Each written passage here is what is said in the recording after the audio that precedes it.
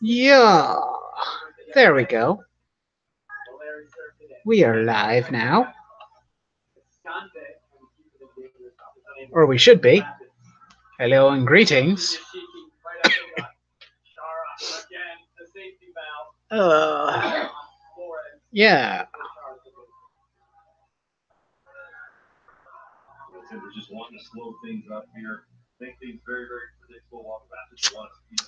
Oh. Oh, we got Dalton and Underworld Dream already here. Hey guys. And Aaron Quinn. Hello. Hi, how are you guys? Good to see you. Give me a second. I need to share this on Twitter.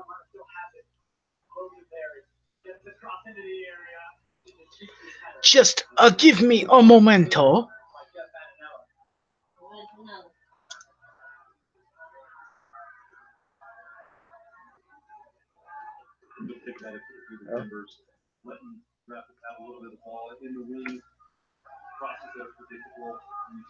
And there we go. There, the tweet has been sent. The end is here. I has come for your dinner, but I haven't had dinner yet. I'm gonna have to. Okay, time is up. Had to say it. Well, thank you guys. Yeah, sure, Dalton. Hold on a second. Let me.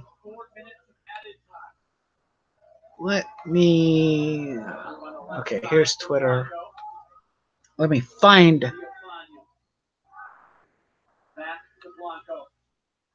Da, da, da, da, da. There's Dalton. Hang on a second. Da, da, da, da, da, da, da, da, da. Da, da, da. Hello? Oh, there it is. A bit of a delay. I don't know if I appreciate that. Twitter. I am not a fan. I am not a supporter of this message. I do not endorse this message.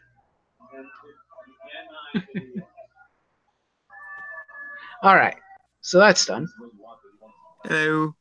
Hello, Dalton. How you doing, buddy? Good. Not excited about the death of Marvel, but what can you do?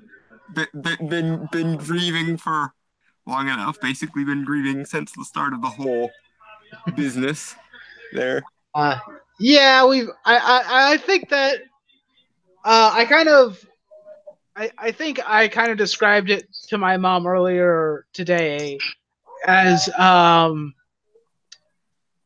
it's flatlining, which is why I put it in the title. You know, it's like it's on the operating table and it's flatlining. Yeah. You can hear the long and then the deep of dying company. Unfortunately. Yeah, and the last few of us who still are still clinging to some form of hope or the comic shops or something. They're with the paddles. They're like, clear. Please, we're trying. This is the good thing though. If Marvel happens to go bust, Disney will probably outsource the writing of the characters to another company, probably like a Dark Horse. Dark I'm Horse, betting IDW, on probably Image. Dark Horse because I know they've started reprinting some older Marvel stuff, and I know I've seen them show like Marvel merchandise before. So I'm betting probably they'll outsource it to Dark Horse. Yeah, And all or will be well, and hopefully that will result in us getting some good storytelling back. Maybe, hopefully, and if the golden boy of Dark Horse, Mike Mignola, wants to keep his supernatural trend going and decides to write Doctor Strange, would be all kinds of for that. So yeah. Yeah. And yes, I'm a predictable bastard because that's my main caring, but fuck you. Yeah. Hi, Brainstormer. How you doing, man? I know we have plans for a stream tomorrow night, but I'm gonna stream tonight. So this is like the death of Optimus Prime for this stream. Maybe, possibly. Is that what we want to go with? Do not grieve for me. For Yeah, soon no, one with the no. Like I said, Matrix. I'm betting that Dark Horse will take the reins, and at this point, that's only a plus because the current Marvel just is it. Even if it was to survive this, it's going to continue shooting itself promptly in the foot.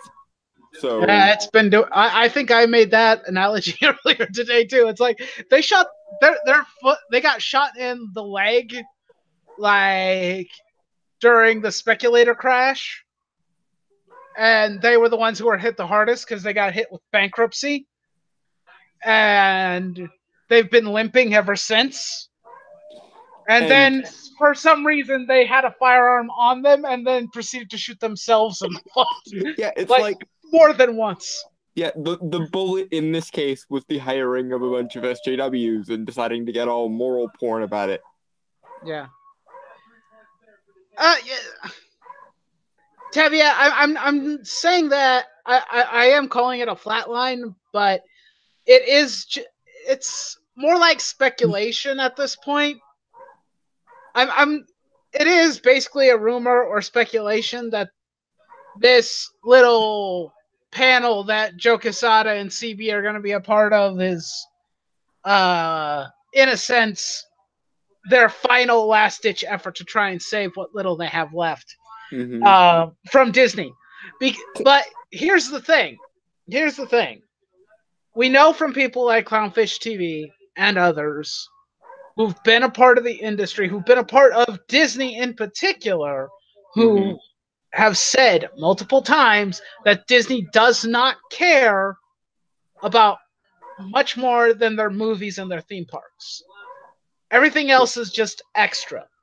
And in fairness, that's probably a good thing because if Yeah. Disney did care, they probably would have just been like, "What the fuck are you all doing?" Like 2 years ago, if that. So like Yeah. maybe this has been fortuitous all along. But like I said, I expect they'll probably just Yeah. go, "Hey, Dark Horse, you want to start licensing some of our old stuff and take over the writing duties?" And Yeah. hopefully that will be a positive. Maybe from the ashes of Marvel, a phoenix of new and good Marvel related stories will Yeah. arise. Yeah, One can only hope. and the only reason why I'm still of the belief that Marvel's flatlining at this current junction is because I don't know how many more veterans of the comic shop industry have to speak out against their bad behavior before someone gets the memo.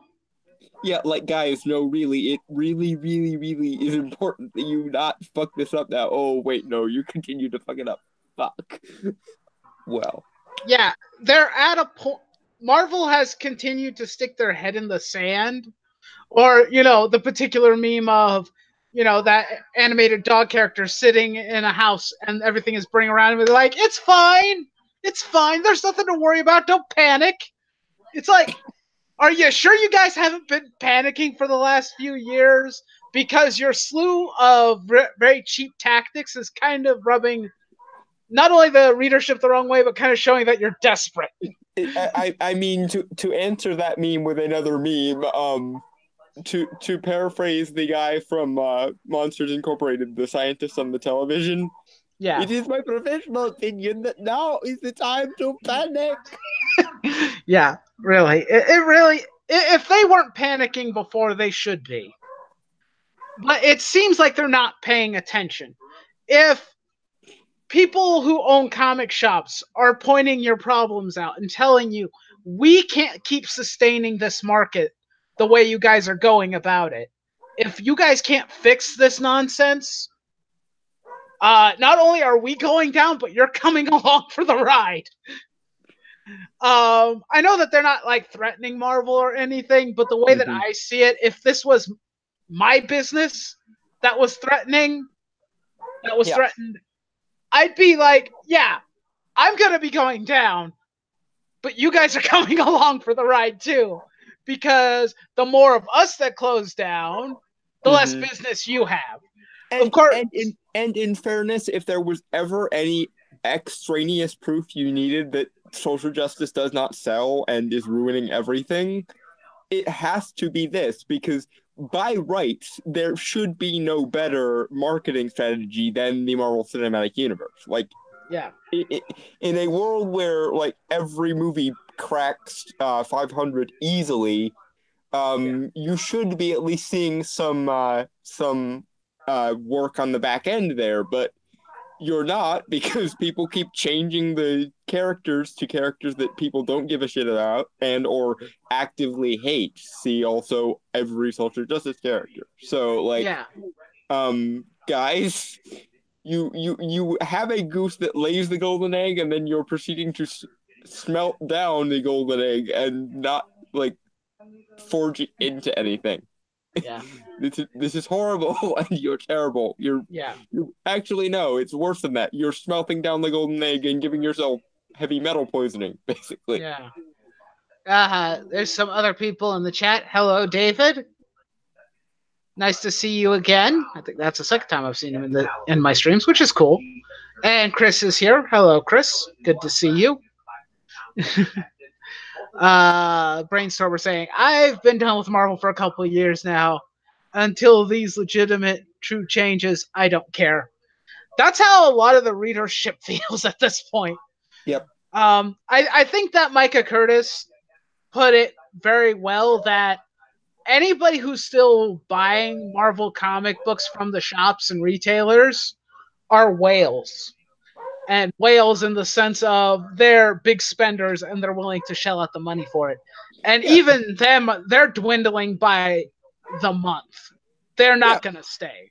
Because the reason why you have the metaphorical whales is because you are a property that a lot of people care a lot about. Like you have a fan base that literally eats, sleeps, and breathes your product, and you keep pissing them off because you don't care about merit or serving the fan base or artistic integrity or anything but your fucking moral porn. And it's just it's like that quote from I think the movie is History of Violence. How do you fuck that up? How do you fuck that up?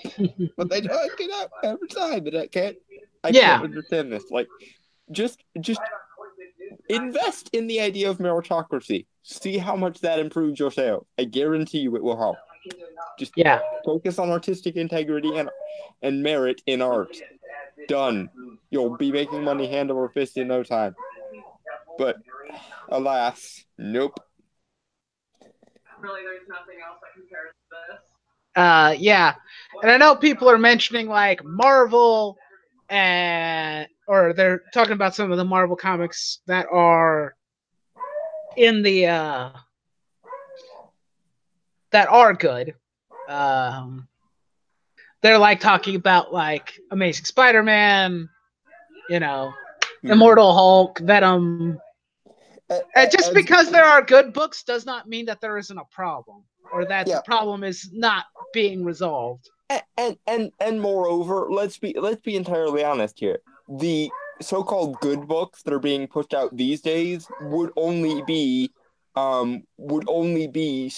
decent books if you zapped them back 20 years. Like if the current run of Venom came out in 1998 instead of 2019 or 1999 instead of 2019, you'd be going, it was okay. Yeah. Nobody would be giving a shit. Not only is the industry as a whole going down, but like the threshold for quality is dwindling like a fucking limbo bar. Yeah. Give me a second here and I'll show you guys something. Guys, here's the Comic-Con wraps up. This is for January, the start of the year. And look at the top 10 books and look at their numbers. And while these numbers are decent for current books, modern books, this is not what the standard should be. No. Because the problem is that they haven't been working to build the new audience along with the older audience. Yeah, and let's also be honest again. Like I just mentioned, if you zapped a lot of the good books from today back 20 years, they wouldn't be considered anything more than decent. Yeah. Well, the thing about 20 years ago is we were right smack in the middle of the speculator boom. Yeah, And exactly. all of the numbers were still better than this, and we were all fucking panicking back then. Yeah, and the Spider-Man sales are still relatively low in considering what they should be. I think that on average, Spider-Man should be selling at bare minimum 500,000 a month. That's me being generous. Yeah, because as much as I might personally hate it, the four or five books that rule the comic book industry are Batman, Superman, Spider-Man, the Hulk, and the X-Men. As much as I hate it, so there's no way that they should be beneath like 750,000 copies on a good day. Like, yeah. Yeah, and I know that some of these books are not bad, and even some of the ones that probably aren't selling well, but are still written competently, I know they exist.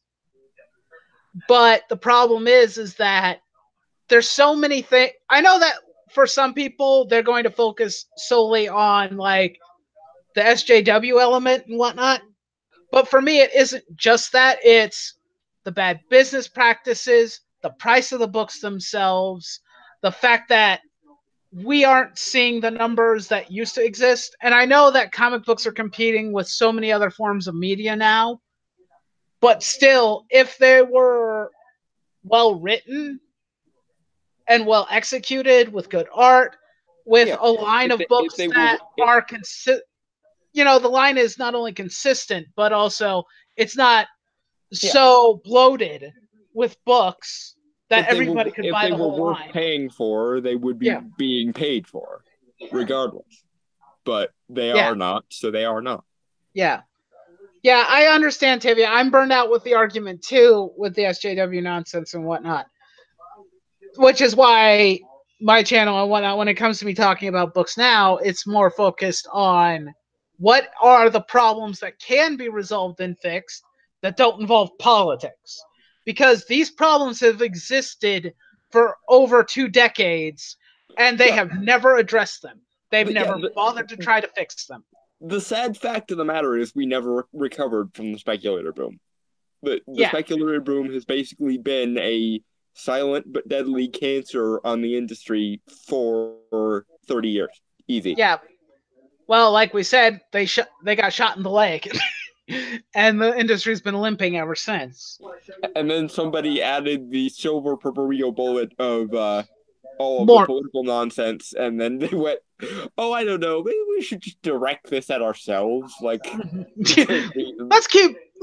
Why didn't you guys just perform seppuku and just end it already? Please, because for the love of God. Seppuku would have required some level of artistry and like commitment to a technical level of excellence, and they obviously were not interested in any of that. So yeah. Because seppuku is difficult and it's also highly ritualistic, so it would have at least required a level of like artistic integrity. But nope. And the problem, I know that Tibia is saying to blame Diamond for their monopoly, and I do. Yeah, they share part of this blame too. But the thing is that Marvel hasn't and DC haven't adapted. None of the comic book companies have adapted to the growing and changing industry. I think that a lot of like comic book shops have been saying evolve or die.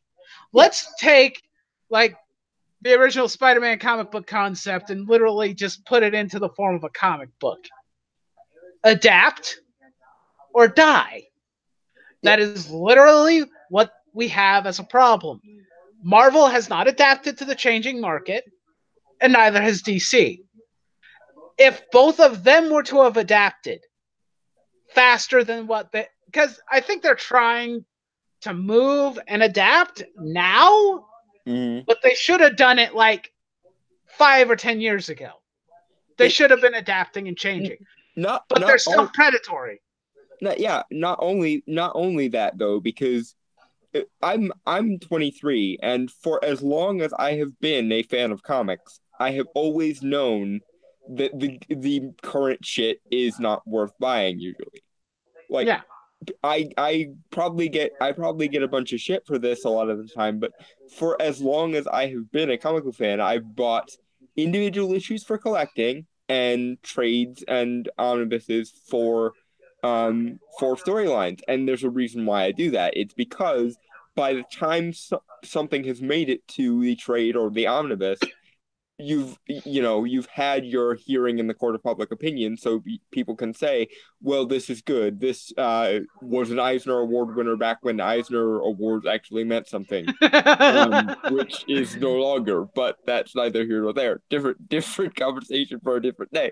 But when the trades have come out, you have people who can tell you this storyline was awesome or this storyline is missable or so on and so forth. Yeah. And that's been the case for as long as I have been alive, and let alone all the time I've been a comic fan, which is almost as long. So this is not a new problem. This is an old problem, and the main crux of it is we never recovered from the speculator boom. And Mr. E is here. Hello, Mr. E. Hey guys. Hello. How you been, man? Good. I'm on spring break right now. Ah. Cool. Well, glad you could drop by on your break. So, I read through the article, and the guy makes a lot of good points. Publishers, they do have to take some of the responsibility because they keep ordering the stuff even though they know that there's a low chance that it will sell. Yeah. The shops need to be better businessmen, and the publishers need to be better. It's a two-way street, people. Mm-hmm. Come on, it's give and take. You guys gotta work together. And now, and it happens every few months or so. I see articles from shop owners and whatnot, basically saying we're trying to work with you as best we possibly can, but there has to be a give and a take.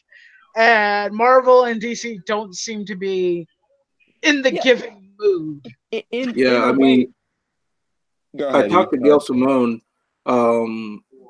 yesterday, and she said the industry was doing fine. I pointed out with some facts that it wasn't, and then she blocked me. So I guess she's fine while everything is burning to the ground. It's either that or they want to stick their heads in the sand and pretend everything is fine. It's a little bit like dealing with a drug addict. We are the supportive friend saying, "Dude, you have a problem. Dude, you have a problem. Dude, you have a problem."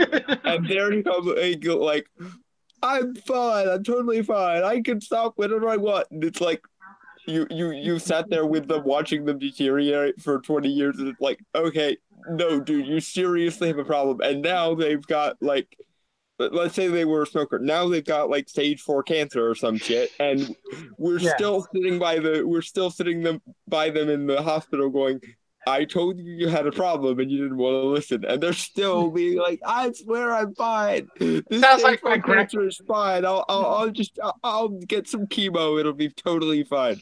They are essentially the Black Knight from Monty Python. Tis but a scratch. Red wound.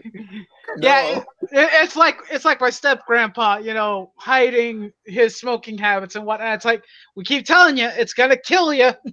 We keep warning you, Grandpa, it's gonna get you dead. And it's I'm fine. I don't know what you're talking about. It's until it actually kills you.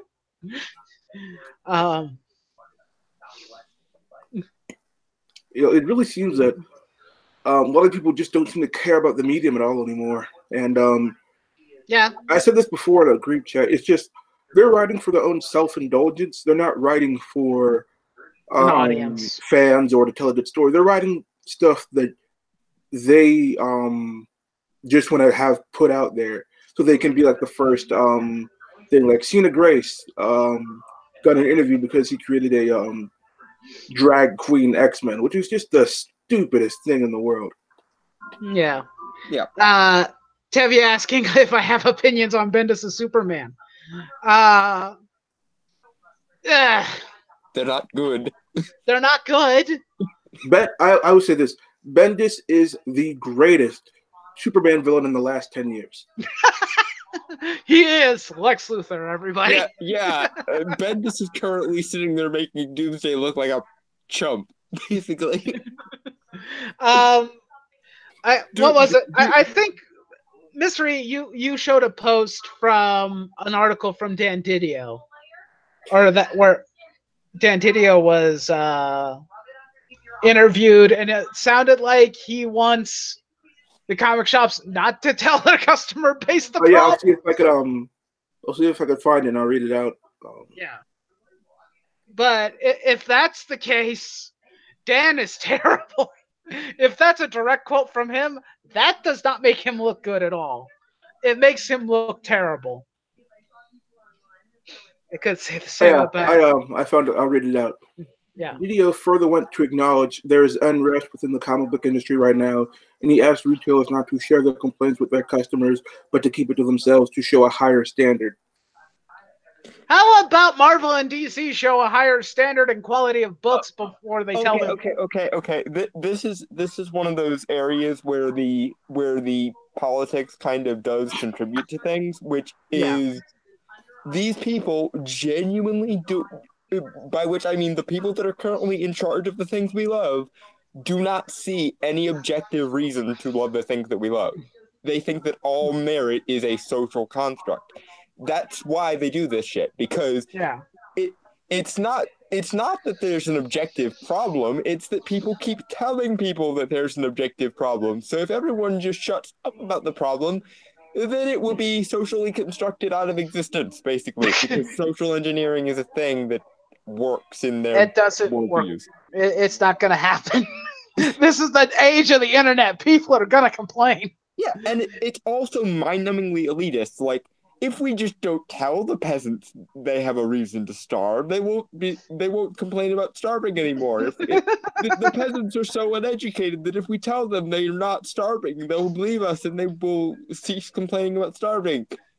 And then we don't cease complaining. Like, people seriously need to understand this. When you tell the peasants to fuck off, that is how you get revolutions. You don't get to morally shame people for revolting against you when you're literally saying, oh, if we just don't tell the peasants anything, they'll be fine. Yeah, I feel as though, I don't know, should I throw in like Gilgamesh from the Fate series, just sipping his wine and saying, you're all here for my entertainment and amusement, nothing else. Everything in this world belongs to me, you just live in it. I feel like that is what we're living in right now. If you want to talk about elitism, that's literally the image that I see in my mind. The arrogant douchebag in gold armor saying, I mean, you see that, but eventually comics kids could come out with unlimited comics works and then just annihilate Gilgamesh. Yes. Entertain us, Nightwolf. How dare you, mongrel? How dare you? You don't even deserve to talk to me. Eric. But one of the things that Gary from Nerdrotic pointed out was a lot of these events turn people off because, one, there are so many, and two, a lot of the tie-ins are during the runs of books. So like, people say, I'm not interested in this event. I'm just going to stop reading it and then come back later. And then people get used to not reading the book and they never come back. Mm-hmm. Yeah.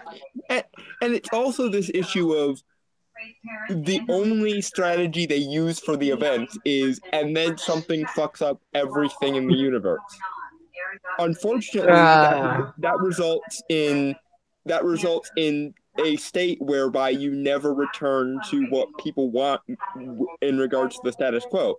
Like with Captain America, every Captain America storyline is Cap gets disappointed by America disappointing him, and then or with my beloved Doctor Strange. Strange uncharacteristically fucks something up and loses all his powers because he doesn't deserve them, and then it's basically this character is no longer this character, and then Like, guys, how about we just like one storyline where the character is just themselves and is good at the things they're good at? Like, can we try that? Can we try a storyline where Captain America is pleased with America, or a storyline in which Doctor Strange, does his thing, please? Yeah. Like, just a theory, just a thought.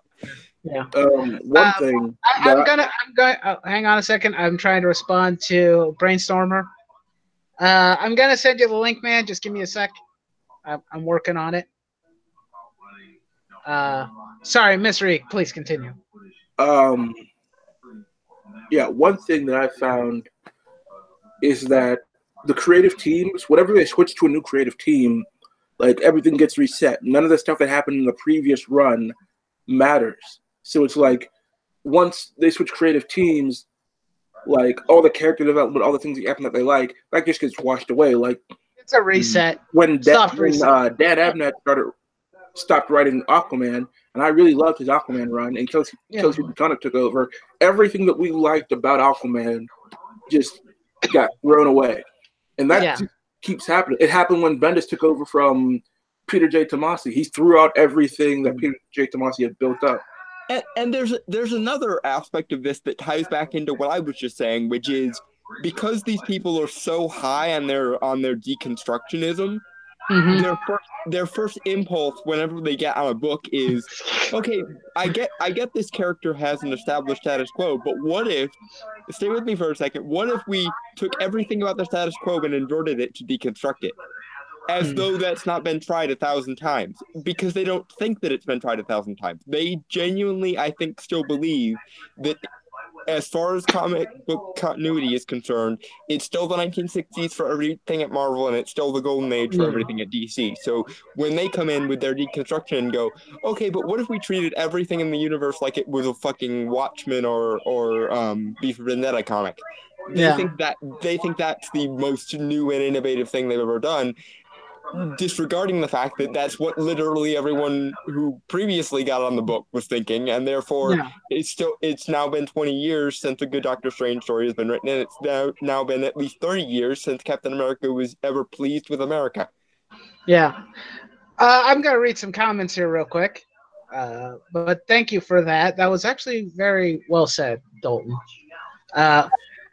Chris saying, funny enough, Marvel's preparing a Venom event 2 months after their War of the Realms event. I like Venom, but Jesus Christ. I agree, Chris.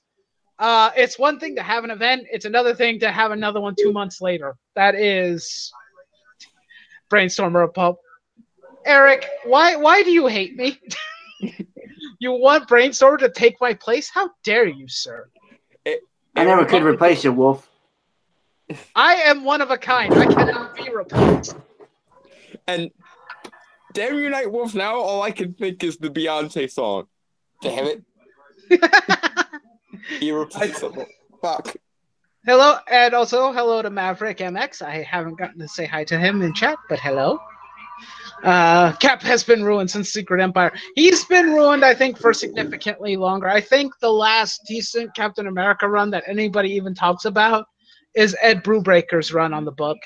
Yeah. Like during before Civil War and after.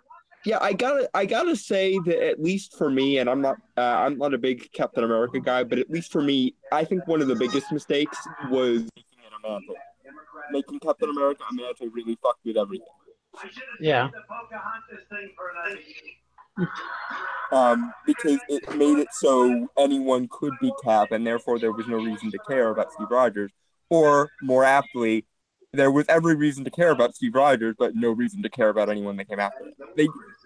They and that's not even a new or recent thing. Every time a person runs out of ideas, for whatever reason, their first impulse, if they're not deconstructing it entirely, is let's make this character a mantle because reasons.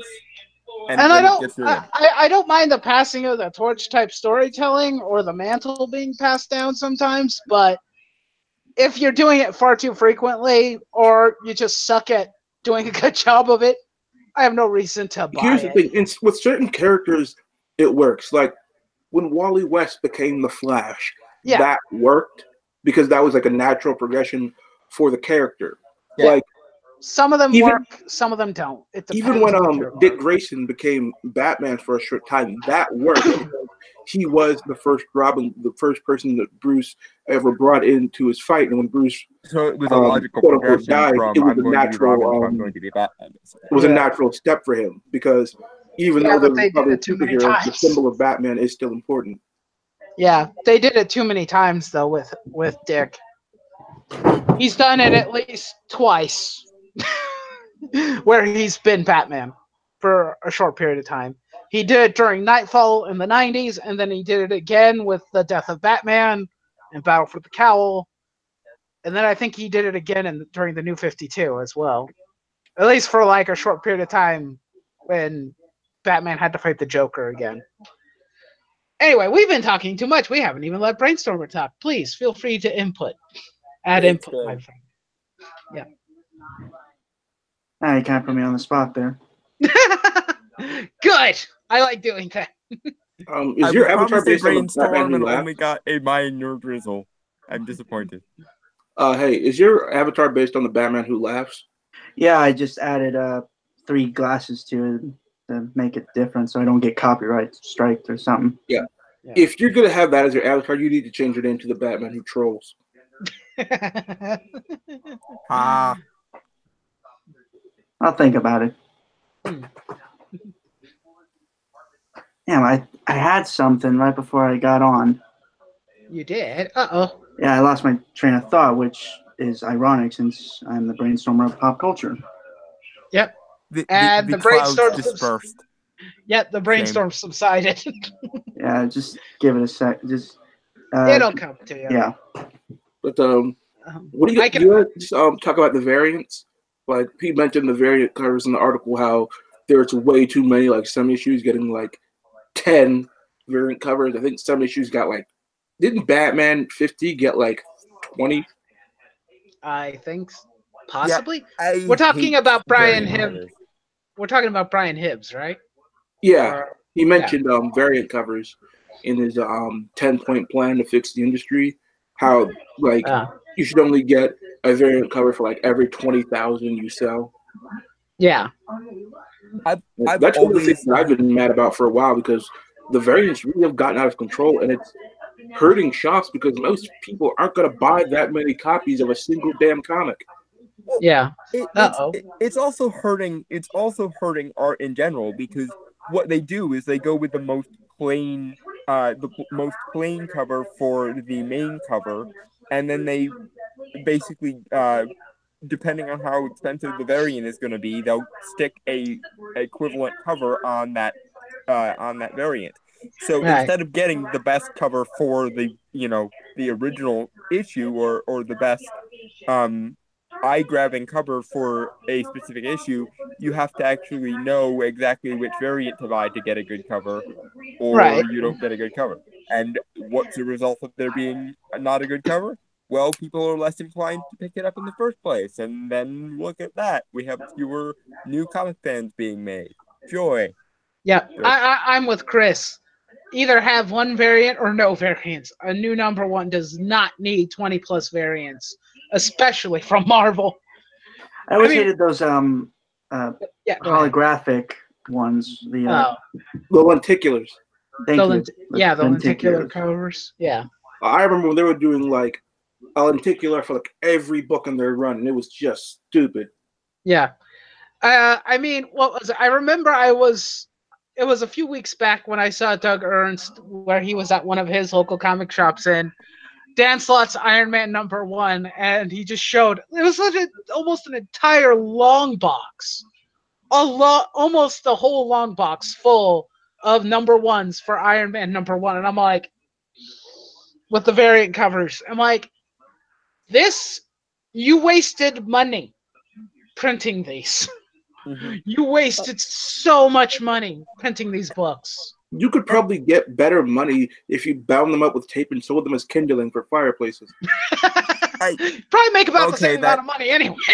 that might have just unfortunately predicted the future, and now I need to believe that. But my biggest problem with the lenticulars is my biggest problem with every variant, which is if you have a good idea for a cover or a new trendy idea for a cover, make it the main cover, goddamn you, because that would make sense. Like, the point of a cover is to A, give you some idea of what happens in the book, preferably, and B, get people to go, oh, that art is amazing, let me grab this book. Yeah. But you can't get that reaction if all of your good art is on some other book. Yeah. That's also another thing. A lot of, especially Marvel comics, is that a lot of the cover art doesn't match the art style inside. Yeah. I mean, there are certain covers like Art Germ who that's just the cover art and it's not going to be the art inside, but it's really nice to look at. So like, it's fine. Oh, believe you me, I've fallen for a cover or two. I think the last time when I bought a book where I didn't know what the art looked like inside, but I saw the covers and I liked them, were variant covers for Robotech, the comic that they were publishing. And I picked up two, because one of them had Rick Hunter and the other had Lisa Hayes. I was like, these are my two favorite characters from Robotech. I want these covers. Inside the book, good God, the art was terrible. Yeah, the thing is, the characters look the cover. The thing is, it used to be that even if the cover art was a lot better than the interior art was still pretty good. Yeah. Now it's just like the cover art is okay, and the interior art is just garbage. Yeah. The overall threshold for art in general has lowered, and it's annoying because it's like you look back at a book from the 90s. Every panel is almost like a painting in a good 90s comic. You look at any given comic now, it's just a sketch that someone threw together, and it's I think that in a sense, like the way that comic books are now, they keep lowering the bar. Like we were talking about Comic-Con not that long ago, and we were talking about the numbers for these books being sold at shops and whatnot, and they keep lowering the bar for how much it takes to cancel a book. Mm-hmm. And every single year, the bar just keeps lowering and lowering. If everyone's going to keep on accepting mediocre comic books as the standard, you're never going to get anything better. And this is the other thing. The same people that will defend art from comics today will still snootily crap all over the Golden Age. And as someone who reads a lot of Golden Age comics, because I love the Golden Age, most comics today would kill their own mothers to look anything like a Golden Age comic, because as kind of archy and cheesy as the Golden Age occasionally was, and it was, it still was like someone took the time to make a mythic tableau out of as many panels as they could manage, because that's the kind of storytelling you look for in a comic book. That's the point. And also, I see you, Jay, in the chat, and I know that Eric's saying, "Good Lord, Jay has a wrench." Yes, he does. You should be afraid. So I one time on Twitter, I was arguing with somebody, and listened to the comics today were better than how they used to be, even back when Jack Kirby was drawing. And I was like, "You fucking heretic!" Sweet mother of God, did that just even? I'm sorry, I refuse to believe that was even a thing that was said. What was it? My insanity. I refuse to believe that exists.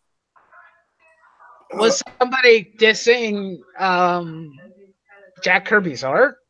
Somebody said that the art today was better than the artwork of Jack Kirby back in the day. If we're talking about by 2017, 2018, and 2019 standards, depends on the artist. Most of the time, no. I'm going full. I reject this reality and substitute my own. I can't even begin to comprehend how that's a thing. Yeah. Tevia asking, any opinions on the new age of heroes dying? Saw it coming? The thing is, they had a lot of good ideas, but it wasn't executed properly, and it was not advertised properly. Like they stopped. It a bit, but they stopped promoting.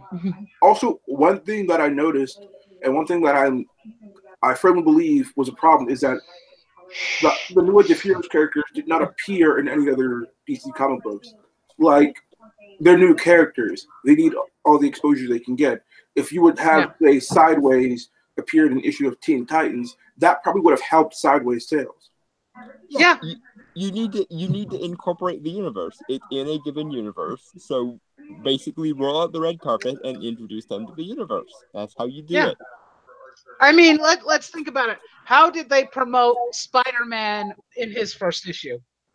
His first official issue of the series. They threw him in with the Fantastic Four, the highest selling book that they had. And let's not even go that far back. What was one of the biggest good things that came out of the New 52? As much as we all crap on the New 52, and rightly so. Court of Owls. One of the biggest important things was, holy shit, they took John Constantine from Hellblazer and stuck him in the main DC universe. That alone, I guarantee you, got people excited for New 52 before New 52 was a thing. Because everyone went, holy shit, this character is now in the universe. And you know what? He actually had a substantive impact on the universe as soon as he showed up. Because that's how you introduce a character to a universe. Whether they're a new character or whether they're a pre-established character. You add a character to the universe, make sure the universe is more interesting for them being in it. That's how you do it. Hello, Rebirth. Welcome to the stream. How you doing? Oh, what was it? I saw a comment. Hold on a second. I'm trying to find it. Yeah, Jay saying the 90s was a good time to have a childhood. I agree. A lot of good things in the 90s. I don't like to let nostalgia cloud my judgment too much because there's good things currently too, but 90s had you ever go back to some of the stuff you used to watch as a kid and like it still holds up? It's still just as good as your number. Yeah. Do it all the time. It happens every day. Like, what was it?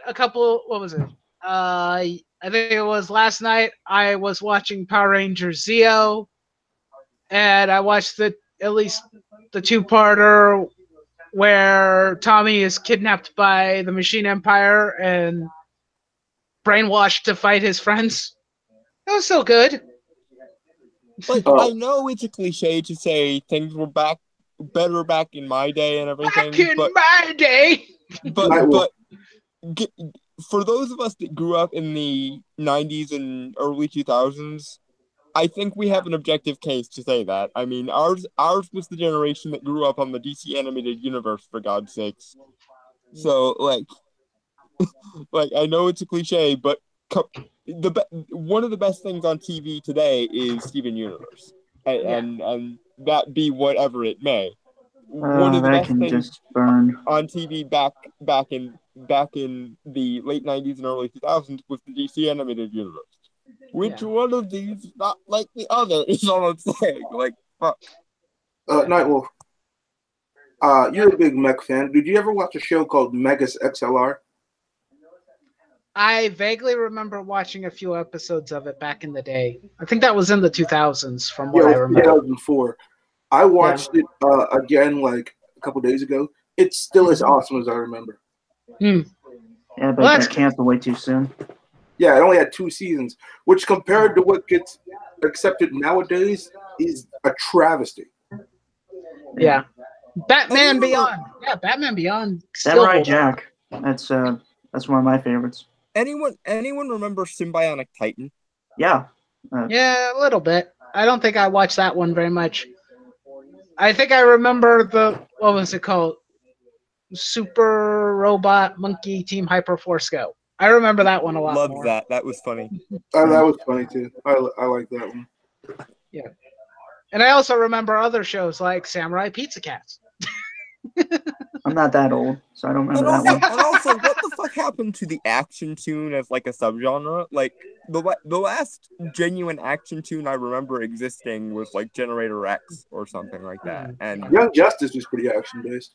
Well, was Young Justice after Generator Rex? I think they started around the same time, at least. I think it was the same time. Like, I think it's if I remember correctly, it was 2011. Young Justice season 1 came out, and then like 2 years later, it was season 2. Yeah, I think yeah. Generator Rex happened like maybe a year or so before it. I'm not sure. The first in that set was Ben 10 Alien Force, and then Yeah. it was Ultimate Alien, and then it was Generator Rex, and then it was Yeah. I think Young Justice was around that same time, and then after that age ended, after Ultimate Alien and after the close of Young Justice, for some reason, not only was like somewhat realistic or complexicated animation just done for some reason, but so was like action tunes as an entire subgenre for whatever reason. Ben 10 Omniverse count as an action tune, or was that too much comedy? I would say that's too much comedy for me to consider it an action tune, and also that was when the let's deconstruct the animation style for reasons thing started. I didn't mind the animation style all that much. I think at the time it gave a more unique look to other tunes at the time. I didn't mind it, but I saw absolutely no reason to deconstruct what was genuinely really good animation from Alien Force and Ultimate Alien. Yeah. Let me guys ask you something. Did anybody else hate Young Justice Season 3? I've seen clips of it. I'm too poor to get the streaming service, so I just watch clips on YouTube. It seems like it's going too comedic. It went. I hate to say it. It went full SJW. Oh God. Is it about that Halo character? Yeah, not just about Halo though. Though they did ruin Halo.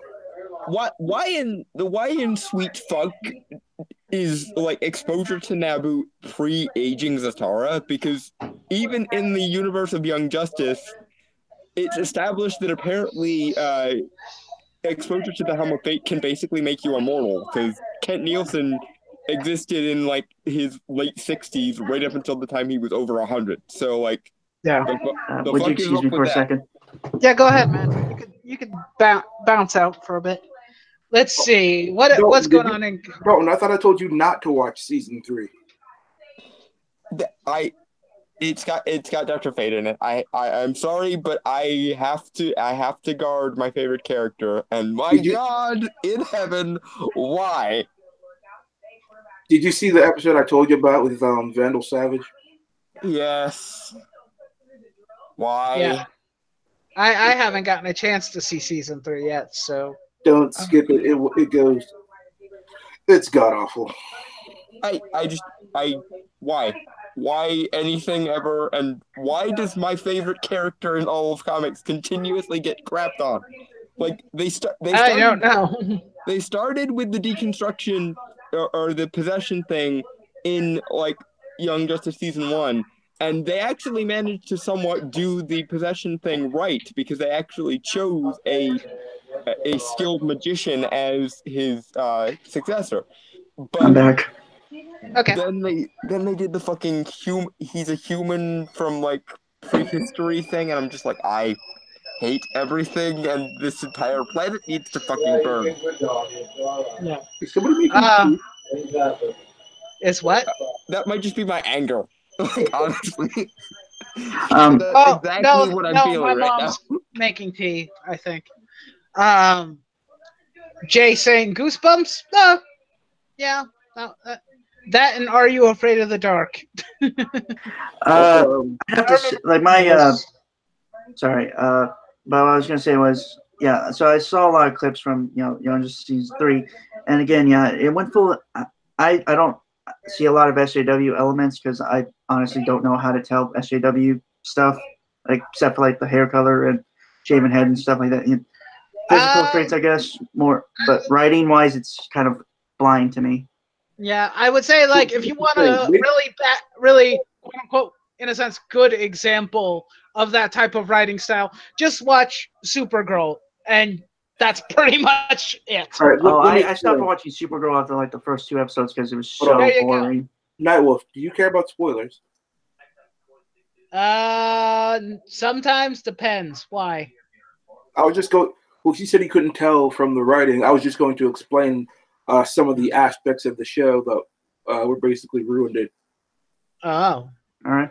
I guess you can, because I'm probably not going to be watching the show anytime soon anyway, unless it All comes right, out. so they took the character Halo, who was originally a blonde, like all-American girl, Yeah. who ended up getting fused with an alien, Mhm. and that's what gave her her powers. They turned her into a Muslim immigrant into a European country, and they made Geostorm's uncle a far right Donald Trump style.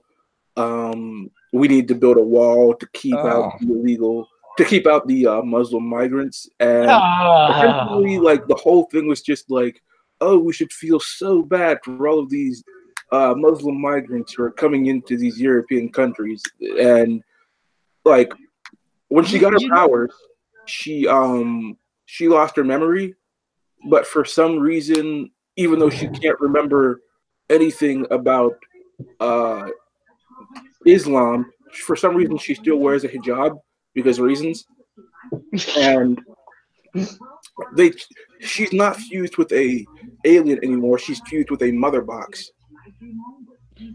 And Yeah, I think I saw like a clip of that. Like she knew stuff about New Genesis and stuff. yeah, and all the characters that we got to enjoy from like season 2, like Static Shock, Bard Allen, Sidelined. Blue Beetle, Wonder Girl. Yeah, we don't see them. Like they show up in one episode, and it's all about these new characters that are just really freaking annoying. To be honest, is it Titans level bad or is it just bad? Like regular bad? You mean Teen Titans Go bad? No, Titans bad. Show bad. The new what if the Teen I'm Titans sorry, was an episode of Degrassi show. I'm sorry. I lapsed into a coma at that point and forgot that it existed. Okay. I haven't seen Titans, so I can't really compare it. But let me break it down for you. Halo is innocent and pure to an absolutely annoyingly fucking degree. Geoforce is always angry, but I have this new character called Harvestor, who's basically just a bug from New Genesis. Forger. He's actually Forger. From the comics. Yeah, Forger. He's a bug from New Genesis. He's really annoying. For some reason, they have the alien bug going to high school. Why? I have no idea. But that's a thing. And like I said, all the characters that we got to know over the last 2 seasons, they barely show up. Except for like Nightwing and Artemis. That is odd. Well, what really kind of turned me off of the show, which is one of my favorite shows, and I wanted season 3 so bad. Keep in mind, I'm like going on 20 in the next couple of months. So I was like about 13 or so when the show came out.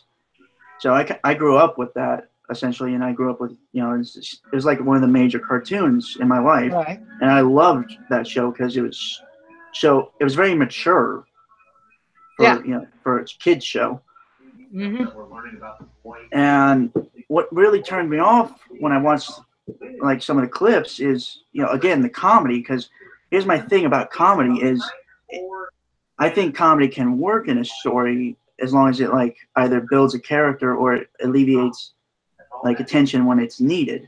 But it's like with every SJW stuff, I think is like they just think putting in the random LOL crap just constantly for me that undercuts any type of dramatic tension of any story. The reason why they do that is because half of these people are upper class or upper middle class hipsters, basically, and to them, I hate hipsters. And to them, then you wouldn't want to live near me. That quip shit makes it more realistic, and to a certain level, I can understand that because humans make quips, and especially in stressful or frustrating situations. That's why I don't understand the a lot of complaints with the MCU is, oh, they crack jokes too often. Like, bitch, do you not think you would be trying to crack a joke in world-ending situations. That's that would be the I don't appropriate time to disagree start with you cracking there jokes. for Marvel. It's just I think they do it too often, like in the lower tier movies. They still can go overboard. Yeah. Like one of the perfect examples is why did they make Stephen Strange a Snarkmeister when he's supposed to be all self-serious and shit? You needed to someone else to be that comedy character, not Doctor Strange. Wong works.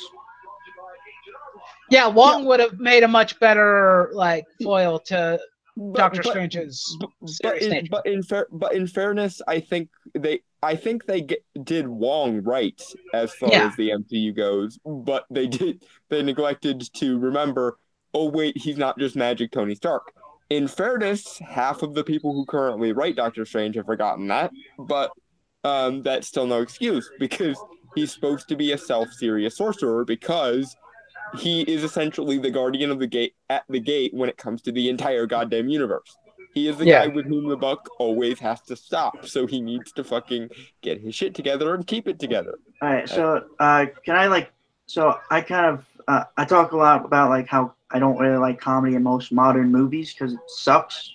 And I pitched this idea like a couple days ago to a friend. So to me, any thing when you're writing a story, because I am a writer, just check out my channel to see basically me pitching different ideas. Shameless plug done. Check. Yep. Okay. Check. Yeah. So, like I was saying, basically in any story, there are two reasons to do anything. One is to progress the plot, or two to enforce a character. Right? Yeah. Okay. So say I have a comedic character. He's very lacking confidence. He's a klutz. I would have this running gag. Let's say it's a trilogy of movies, right? This running gag is that he has thrown things and he doesn't catch them. But throughout the series of movies, he's starting to either catch or fumble, nearly catching them. And by the third movie or the finale of the series, he's able to catch it. Yeah. That's character through humor. Yeah. I think that I remember watching a video. It was a long time ago. I can't remember what the type of philosophy it was called or something, but it was someone breaking down like some of the older Marvel films that weren't owned by Marvel, like Spider-Man 2. Best movie ever made. Superhero movie. One of the I consider it to be one of my favorites anyway. But taking parts of that, some of the scenes from that, and comparing it to what Marvel does now with some of its films, like that one scene where MJ gets kidnapped by Dr. Octopus and he's like holding his glasses and then he drops him, clenches his fist, and because it's a seriously toned moment, and then compared it to like what happened in Doctor Strange, like after a serious moment happens and he's just standing there like with a serious look on his face, and then the cape like messes with him and he's like, stop it. It's like, and the person was pointing out that it kind of ruins that pivotal moment of see that I did the stuff with the cloak of levitation I did not mind so much because the point was to kind of make it his pseudo sidekick, so I kind of understand that. Okay. No, well, that was just one of the examples that the person used. One moment in the movie I think really kind of turned me off with the humor that they used was the joke about Mr. Doctor just right after Caecilius killed. Just killed. I believe it was Daniel Drum. Brother Grimm, right? Drum. I thought it was Doctor. Daniel Drum, who incidentally is the brother of Jericho Drum, who later becomes brother Voodoo. Oh, Voodoo, my bad. Which is when we will hopefully be seeing at some point in the near future. Not too soon though, because if they do and then Strange fucked it up and got his title taken away and Brother Voodoo takes over, I'm going to have a brain aneurysm. Yeah. But yeah, the moment that really just pulled me right out of that movie was the Beyonce thing. Like, are you fucking serious? And what's worse is he mentions it right after an example that I think Strange genuinely would mention, which is Socrates. Stephen Strange mentioning Socrates, I can buy. Stephen Strange at any point referencing Beyonce, and you've already fucking just. I thought it was Adele, or was it both? Both. It was both. Or worse than that. In the very first scene of the movie where we actually see him after the Ancient One being badass scene, he's listening to the "When You Wish Upon a Star" song in the operating room, but then he immediately goes and listens to "Feel So Good," which is kind of a jazzy sort of instrumental number. The jazzy instrumental number I can buy. That's very Doctor Strange. Doctor Strange, for lack of a better word, is kind of hipstery when it comes to the stuff he likes. He's the kind of person who was old for his age even back in the 60s when the character was first introduced. Like in I can relate to that. He acted like he was from the 30s. So like him he's sophisticated. Him listening to like jazz or something would make sense. What doesn't make sense is him jamming to this like random poppy rock song, and I'm like, I can't even, and this is the first time we even see him in the movie. He is getting better though. He was much more himself in Infinity War. The battle between him and Thanos was really cool. Yeah. Sorry, Tevia. My apologies. Once Dalton gets on a roll involving Doctor Strange, it's very hard to stop him. Sorry. Doctor Strange hearts Beyonce. Eric Green. Eric. I'm gonna kill you, Eric. Why must you make me feel pain? Because Eric is a troll and he enjoys your pain and suffering. Doctor Strange listens to the Spice Girls. Only if somebody wants a bullet through their brain. What about the Beatles? I will allow that sentiment to be even made. But I'm sorry. I know he's one of my characters. I have to. It's kind of a thing. We were really mentioning the article, so to get back on that. Why don't I actually go to the actual article? Hold on. Before we do that, one thing we need to talk about. He mentions quality of books and quality of writing. If that's the case, we need to talk about Goddess Mode. No thanks, I'll pass. That's the Zoe Quinn book, right? Yeah. I've seen a lot of reviews on that, and none of them are positive. You should watch mine. You can literally hear my soul dying. I think I checked yours out, yeah. Dalton, do you remember my Goddess Mode video? Yes, and I feel your pain because why was I know why Zoe Quinn was given a comic because you asked me and I explained it, but I have to thank you guys for reading those garbage comics, so I don't have to spend my money on them and pollute my comic collection. It was so bad I couldn't even make it through the whole review. No. Yeah, I think I remember hearing you breaking. They managed to do something I thought was previously impossible, which was break Mr. E. I never would have conceived of such a thing, but if anyone can do it. Isn't God mode just a term for gamers when they just hit the ultimate streak and just kill the competition? It's a gamer pun because Zoe is still under the illusion that she is a gamer girl, and I stress the word illusion there because gamer girls don't call themselves gamer girls; they just call themselves gamers. Yes, yeah. Or if they do call themselves gamer girls, they actually have some gamer creds to go along with it. Yeah. All you have, Zoe, my darling, is some victimhood narrative, and I refuse to acknowledge your victimhood narrative. If somebody told Zoe Quinn to get good, she would just blame she was being oppressed. Yep. Okay.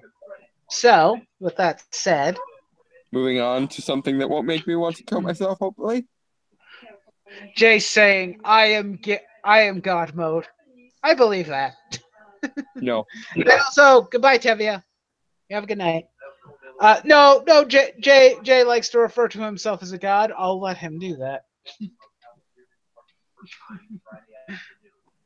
You gonna pull up the article? I will in a second. I was trying to read Chris's comment. Lol, remember when Zoe Quinn's game she made?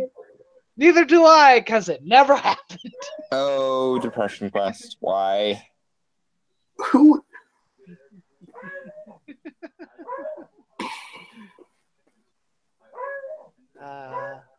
That game blew, and so did she. Okay, That's the only way she got good reviews for it. But I'm ching. Okay, so we're gonna go to the Bounding into Comics article here because Thank God for Bounding into Comics for not being completely and totally useless like every other website. Yeah, because to literally everything else. Yeah, because I mean, this is talking about the annual Comics Pro meeting and whatnot. So, I mean, there's so much. This is one of the same places like where the comic shops complained before, isn't it? Is this the same convention that they went to before, where it's comic? I believe so. I believe this is the one where Marvel got its dressing down and then immediately was like, "Nope, doesn't count because reasons." Hit the reset button. They do that a lot nowadays, like almost every week. They're hitting the reset button of this convention never happened. The shop owners are volatile and they're mean to us and they stole our lunch money. I think that was kind of how they reacted to it. It's like they were just a bunch of volatile, mean people. While you're at it, why don't you just say they bullied you and stole your lunch money while you're at it? They were on people, so we don't have to deal with them. Yay! Yay!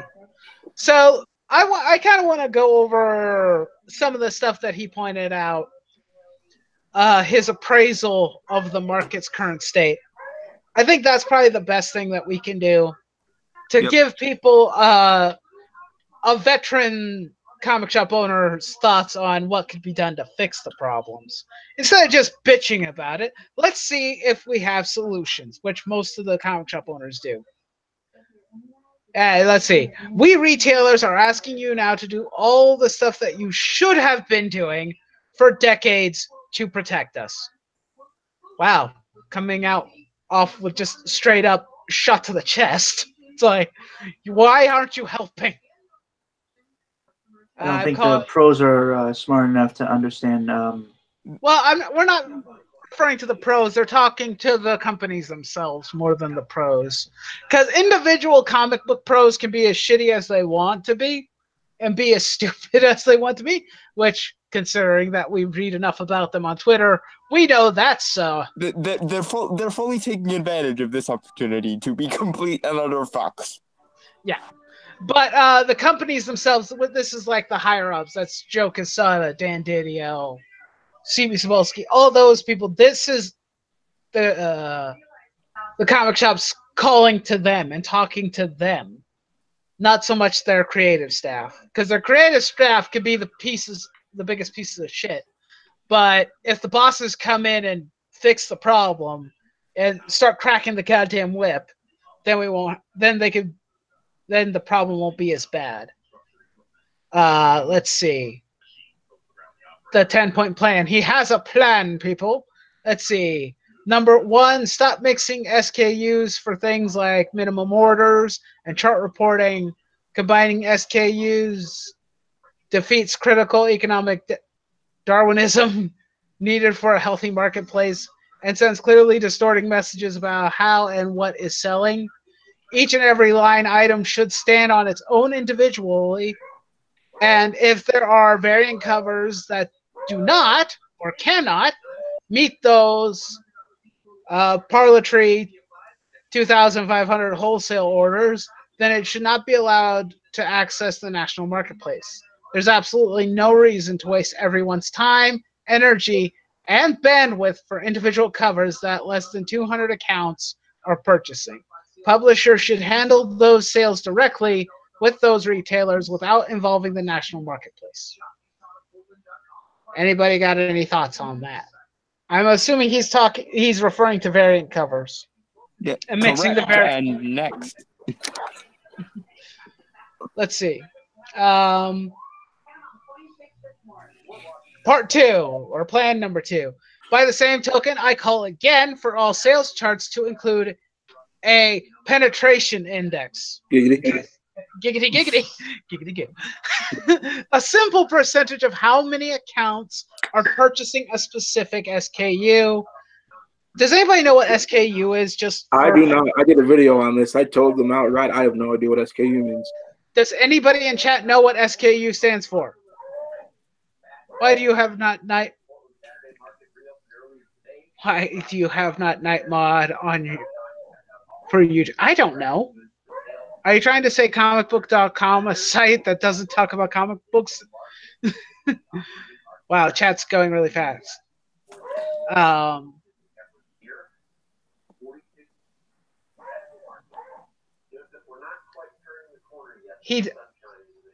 pay you in being wonderful people. Wait, no, that's not how this works. South Korean unicycle. Thank you, Chris. I needed a good laugh.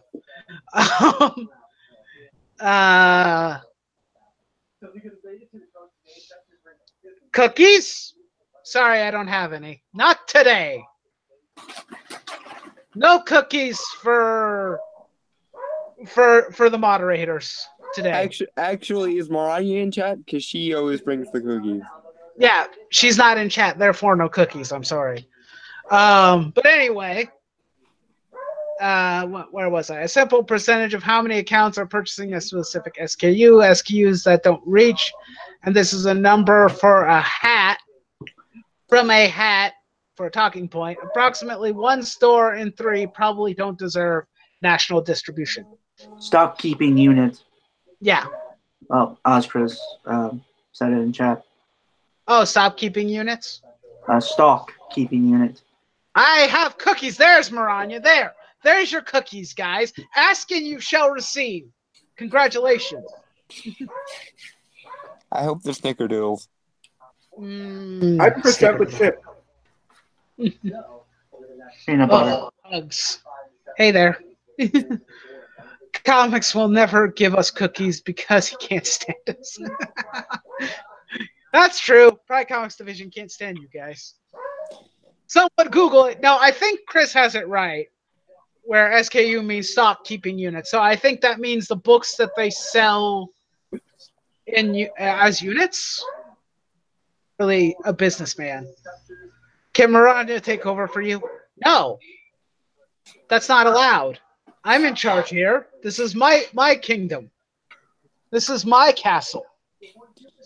Then She's again, allowed. you are just a knight, so that implies there is a king somewhere. Well, how do you Hello. know that this isn't just the Lord's castle? Fair enough. This is a Lord's castle. It's not the kingdom's castle. The king is elsewhere. Like the downfall. My point was that means that at least in theory, someone would be able to go over your head and tattle to whatever king you happen to be vassaled to. Sure. If you can find him. I'm a solo act. Yeah. Jay is the king I report to. No, he's not. He's not the king. Sorry. He's the king of his own kingdom. He's an envoy for somebody else. We want our Queen Maranya to take over. Well, apparently she doesn't want to. She just wants to listen tonight. So respect. She did bring the cookies though, so yay. I can confirm right now. The king is Jack Kirby, and he has ascended beyond this mortal plane. Yeah, there you go. Okay, so number 3 on this to-do list. Hail to the king, baby. Let's see. Number 3. All meat or exceeds must go away immediately. Trying one product to another is not only immoral and creates an environment of haves and have-nots, but I also strongly believe it is against federal law. I wonder if it actually is against federal law. It might If be not, it should racketeering. be. Let's be perfectly honest. The we'll only sell you this if you buy this is just dumb. Yeah, I think that actually might be racketeering. yeah, might be. I would recommend somebody send this article to Rakita Law and ask him if this particular statement is if he's right and the comic book companies are breaking federal law by doing this, or if Diamond is breaking federal law because they're part of the problem too. 4, there needs to be a creation of a threshold of what the native sales of a base title must sell or be projected to sell. Basically, like that would be like when they project how much a movie would make. Mm-hmm. That sounds like a good idea, actually. That limits the numbers of variants that are allowed. I suspect the number of something like 1 for every 20,000 copies sold. But again, numbers from a hat. If you sell 20K or over, you could have a variant cover. 40K and over, you can have 2, and so on. Below those numbers, you don't deserve any. And there is no universal universe outside of a once-in-a-lifetime event like Action Comics 1000, where any single comic should have 10 or more covers. I agree. I absolutely 100% agree with this. Yeah. I'd go up a little more. I think 20,000 might be a little low. I think 40,000 would be a good number. Yeah, 40 to 50,000. Yeah, for variants, yeah. I would go with the higher numbers. 40K to 50K. For 40K for one variant, 50K for 2. And like he says for Action Comics 1000, I agree with him on this. It's like, unless it's a landmark issue, something of great significance and importance, that's the only time a variant cover should be made. Even with him being generous and offering like for sales and whatnot, no. I say the only time variants should matter is when they hit a major milestone. Or if it's like a re-release of a genuinely famous comic that you know is gonna do well, yeah. or that is like important. Like they recently did a re-release of all of the volumes of Gaiman's Sandman. For that, I could understand there being variant covers because it's Gaiman's Sandman. It's one of the landmark storylines in the entire industry. So why the fuck not? But unless it's something like that, then piss off with your variants. Yeah. Oh, the worst instance of variants, I have to say, I firmly believe this to be true. Batman number 50. I think Iron Man number 1 was pretty bad too, because it was pretty much the same cover, just with a different suit of armor. Batman number 50, is that total base? That was the wedding issue. Okay. Wedding issue. I stopped reading DC Comics. They got boring to me. Yeah. Let's see what number 5 is. If that's not enough, I also think there should only be a certain percentage of publishers' lines that should be allowed to be variants. Again, from the hat number, I'd suggest a possible number like 25% of their total output. I'd probably go even lower than that and say only like the top books should be getting any form of variant covers. I'd be a little bit more generous than that. I'd say about 5% of a company's overall line may be variants. Yeah, I gave it 10% at best, but that's just me, and I don't like having to buy a ton of variant covers. And I don't. I normally will just buy one book at a time anyway. Let's see. Number 6. I call for all shipping information to appear on invoices in a box-by-box format. Shipping is an entire black box at Diamond with very few, or very poor, methods of retailers to understand what this major expense genuinely entails. Frankly, it's time for Diamond to entirely reevaluate how they handle discounts and shipping because as things currently stand, in most cases, including virtually every single exclusive publisher, is actually cheaper to buy most backlist products anywhere but Diamond because almost every other distribution option includes 100% free or steeply discounted shipping. Oh, so that's for like reorders. Yeah, like of other books that someone might want. Yeah. or if they're buying like another set of copies of a book that they've already got bought before.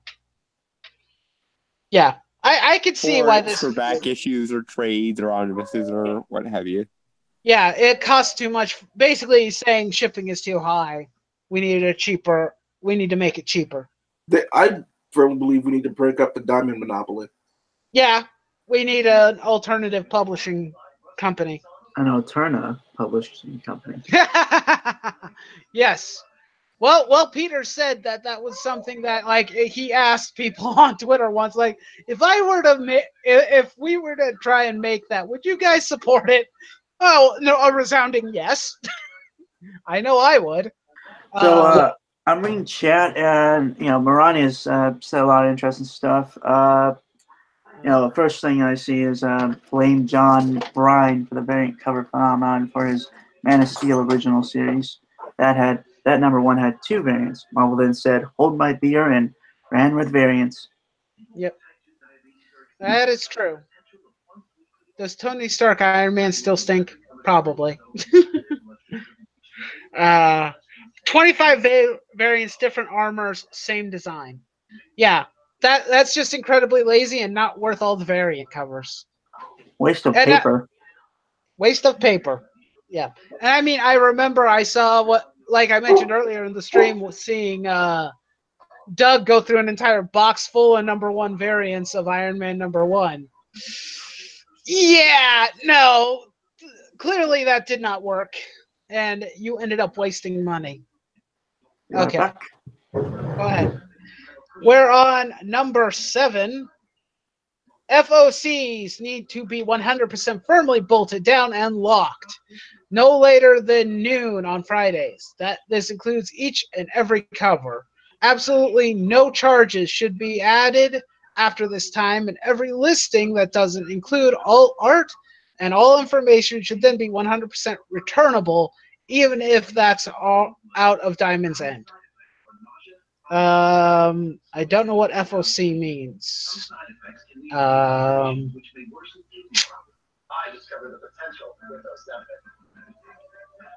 I'm kind of lost at that one. Chad will probably have to fill me in on what that means. This technical jargon is going above my head. Okay, number 8. Without a truly exceptional and out of the ordinary reason, every comic should be listed in previews for initial order. Comics that first get listed on FOC for the first time would then be fully 100% returnable, as we have no way to pull customers' data to determine the proper orders. I think I understand what he's getting at. Basically, make books returnable if, the projection of how many people are going to buy the book isn't there. I think that's what he's getting at. Yeah. He goes into that a bit on number 10. Yeah, and let's see, number 9. I call for a data summit in which all stockholders come together to have an extensive conversation about how, why, and when to assign series codes to products. Such codes have far-reaching implications for the working retailer's ability to properly order comics, to track data, and make meaningful conversation to our customers. Diamond regularly, and without reason, assigns series codes to one-shots, while not establishing them for anything that are clearly series. This causes endless problems which have to be worked out individually by retailers at great time and individual expense. Number 10, finally, I call for the first 3 issues of any new series to be fully, no fee, no hoop, returnable for all publishers. This includes one-shots and miniseries. The only way I see to encourage publishers to be cautious and sober about what they put onto the market, how they promote it, is to make sure there is a financial incentive to do so. And I think that returns are the mechanism with which to do that. Hold on. I need to make sure I got the... We are all sharing skin in this game. Yes. I agree. There should be a 3-issue limit and to allow the retailers to send the books back if there's a problem or if they can't sell them. And once again, he's saying we're all in this together, basically. We're all stuck together. So why don't you work with us, for God's sake? Yeah, it's also giving them an incentive to say, like, hey, if you're not gonna put out your best shit, then we're sending it back and we're getting our money back. Yeah. Ouch, Eric. I didn't know I was putting you to sleep. Forgive me. This is worse than when Dalton swallows his thesaurus. I'm back. Got a drink. Not beer. I don't underage drink. What did someone say about me? I didn't catch that. It's Eric. He's saying this is worse than when Dalton swallows his thesaurus. You should know better than that by now, Eric. I don't need no stinking thesaurus. I just talk this way because that's my default mode of speaking. Fuck off. He's gonna kill me for that if he sees it. Yeah. Yeah. What do you guys think about his 10-point plan? I think that if it would benefit and help the shops, I say it's worth investing time into getting it done. In the immortal words of Peter Bankman, I like this plan. I'm excited to be a part of it. Yeah. Of course, we've been, the fans themselves have been stating it, but it's like you would think when your business partner states these problems, you would think that your ears would just perk up just a little bit, just enough to say, oh, we're in trouble, aren't we? But yes, that would imply we did something wrong, and we can't have that. So fuck off. But we can't admit that we failed. Well, we're not telling you to admit that you failed. Just correct made a mistake, and the problem will not any longer exist. It's a simple metric, but terribly fallen out of fashion. Sorry, Dalton. Go ahead. I was going to quote a movie. I can't remember the name of it. It's an Edgar Wright film. To err is human. To forgive is divine. Yes. To err is human. To forgive is divine. I didn't even know what the movie that was from, but I do remember the quote. World's End. Behave or I will pull this live stream over. Are you telling Jay and Eric to behave, Rania? Because if so, I appreciate it. In fairness, that is like at least 30% of her job whenever Eric or Jay are on a chat. So, yep. This is true. But yeah, I agree with his plan. It seems solid. I mean, I don't get all the technical jargon, but I get the basic gist of what he's saying. And it's time for the comic book publishers to start taking notice and stop trying to sweep this shit under the rug. Seriously, guys, you can't keep doing this anymore. Yeah, sooner or later you're going to end up with a giant pile under a carpet. Yeah. My job is to remind Dalton of Aaron's Doctor Strange run. Well, Chris! I don't know that writer. What is your life is better for not having this knowledge, and I do not say that about many forms of knowledge. I'm trying to remember. What is his full name again? Wait, is he the guy who also wrote Lady Thor? Yeah. Yes. And also Thor. He's Jason Aaron, that's his name. He's kind of... I now hate Jason Aaron with a passion that burns with the fury of 1,000 exploding suns. Jason Aaron is a mixed bag. Sometimes he's okay. Sometimes he's good. That's Jason Aaron ranges from okay to garbage. He has good ideas. He has interesting ideas. He just refuses to do anything with them. And I genuinely believe, though, that half the problem with Jason Aaron is he has ideas that are bigger than his writing budget, basically. Because pretty much. I can almost guarantee you that the God Butcher storyline and the Last Days of Magic storyline were intended to be one and the same storyline, and Marvel just didn't let him do it because they're exactly the same and repetitive. So it would have made much more sense to have it be God Butcher, Gore the God Butcher is killing all the gods, and also you have the Imperator of the Empirical there killing all the magic, and they could have been like a duo, and then you could have had Doctor Strange and Thor team up to vanquish them. That would have made sense, and also would have allowed for larger impact on the universe, which they should have had, but they didn't. Because if you look at the God Butcher storyline, the only person that was really affected by the God Butcher storyline was Thor, despite the fact that there are so many other characters that draw their powers from gods or godlike beings. And the only person that was affected by the Last Days of Magic really was Doctor Strange, even though half of the roster of any given team is a magic user, therefore more people should have been affected.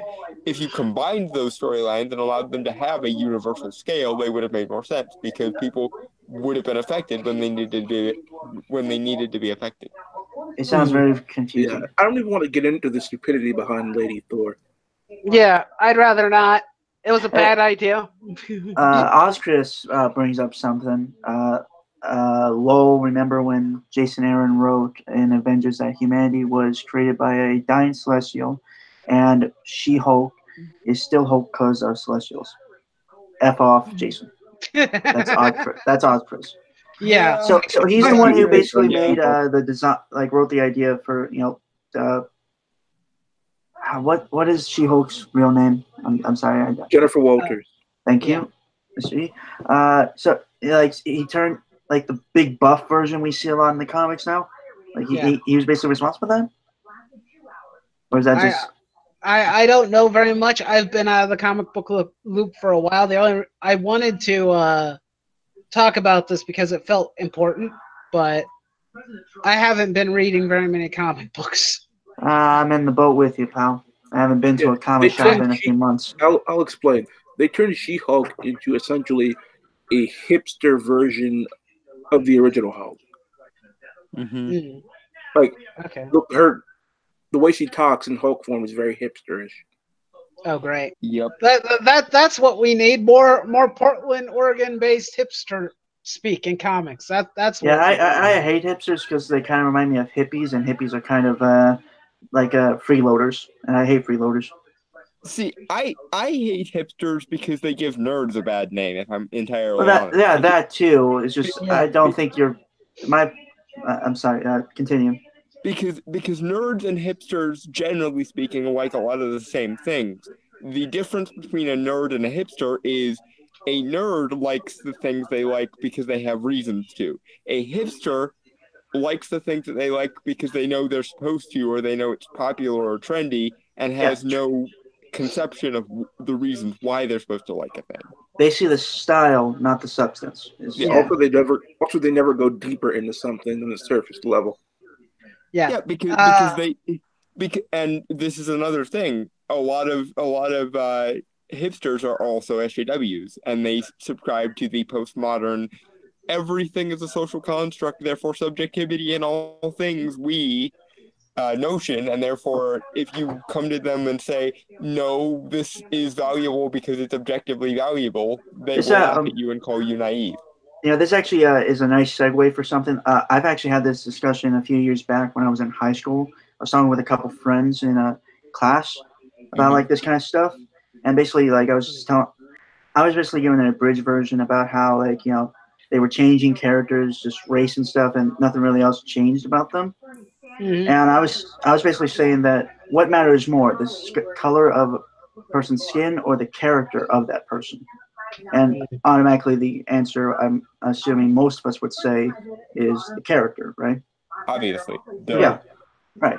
So I kind of pitched some ideas of kind of like race-changed characters. But we're characters first. So one that comes off the one that comes off the top of my head is this Indonesian Hulk, but he is he is a father, a single father who is also a former junkie and is trying to kind of be better for his child. So it's just Damn.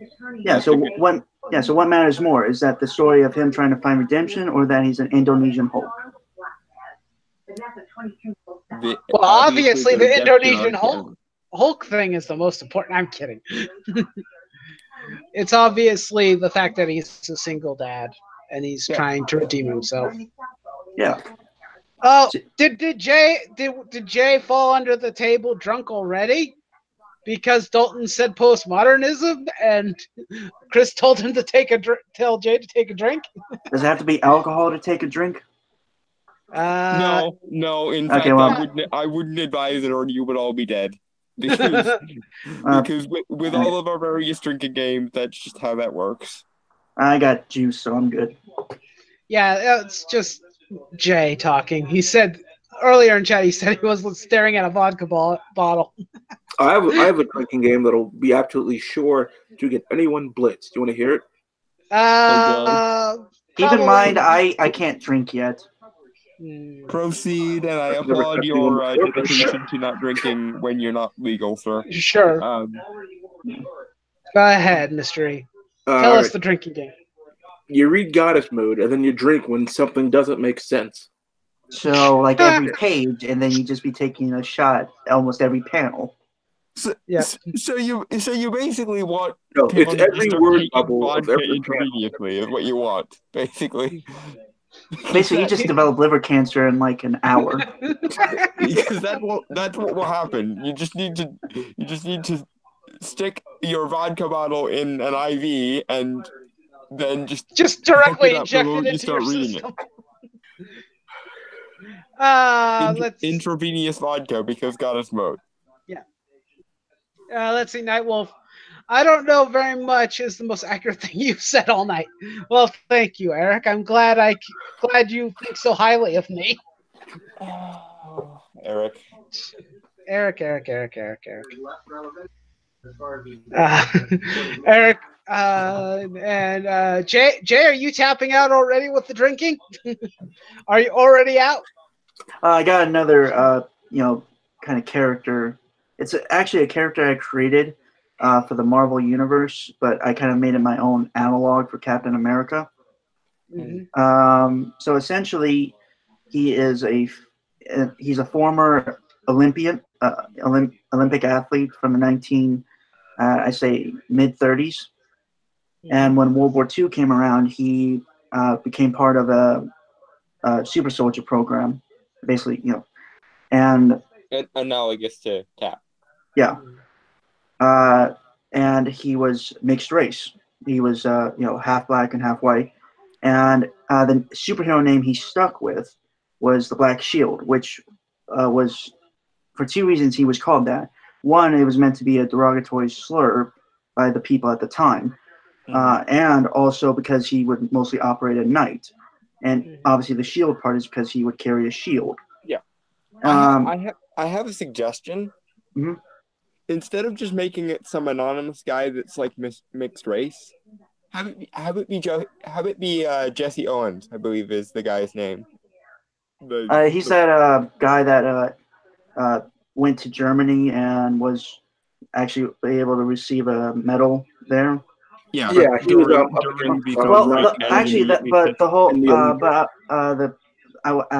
there was actually another part to it. Is basically the super soldier serum basically halted his aging to such a degree that he was able to work throughout all the decades up until the modern age.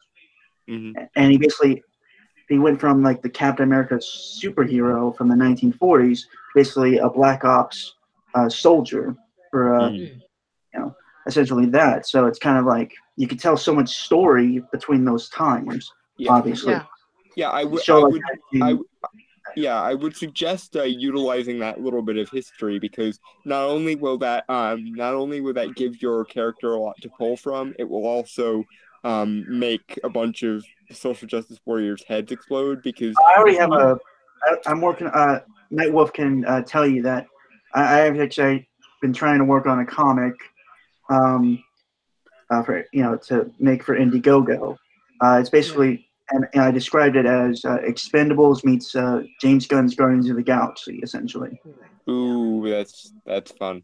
But yeah, But, just a suggestion. But yeah, I know, I think it could really work.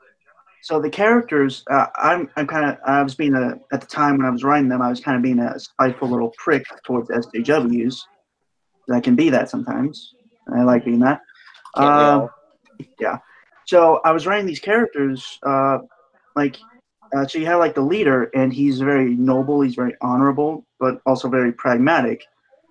The story itself revolves around child slavery, child soldiers, abduction, and sci-fi element, obviously.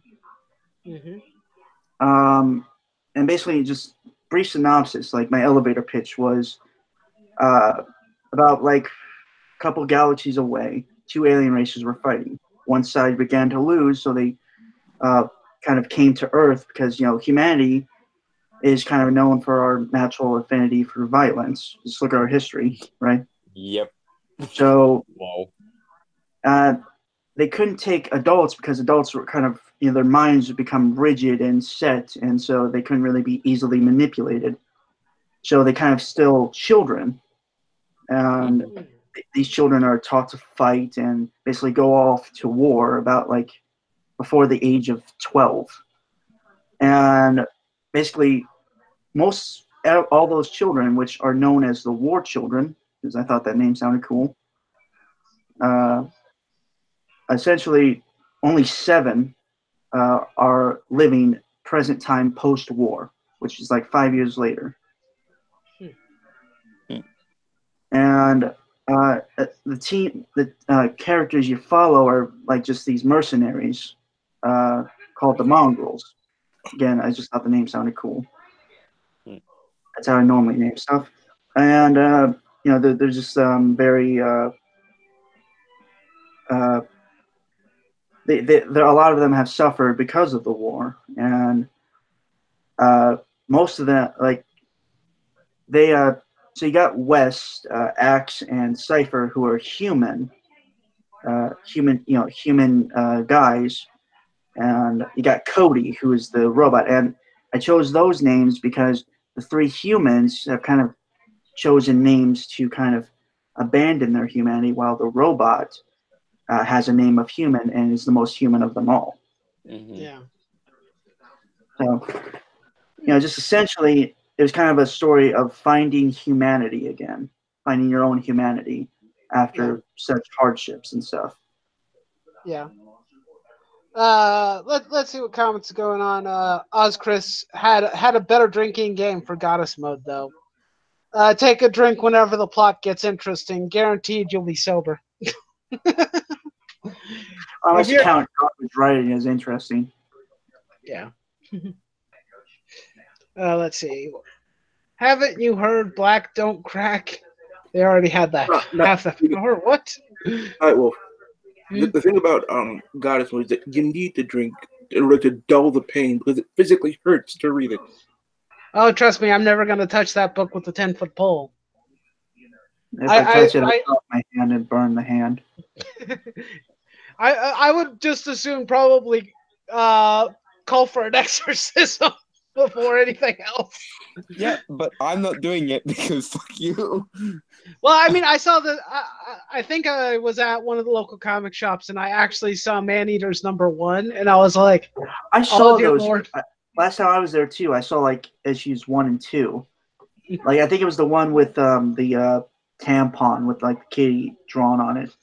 Yeah, and I was like, oh dear God, this is actually in the shop. How is that a cover that's approved to be made? Like, the cover that I saw was the one with like cat paws on it.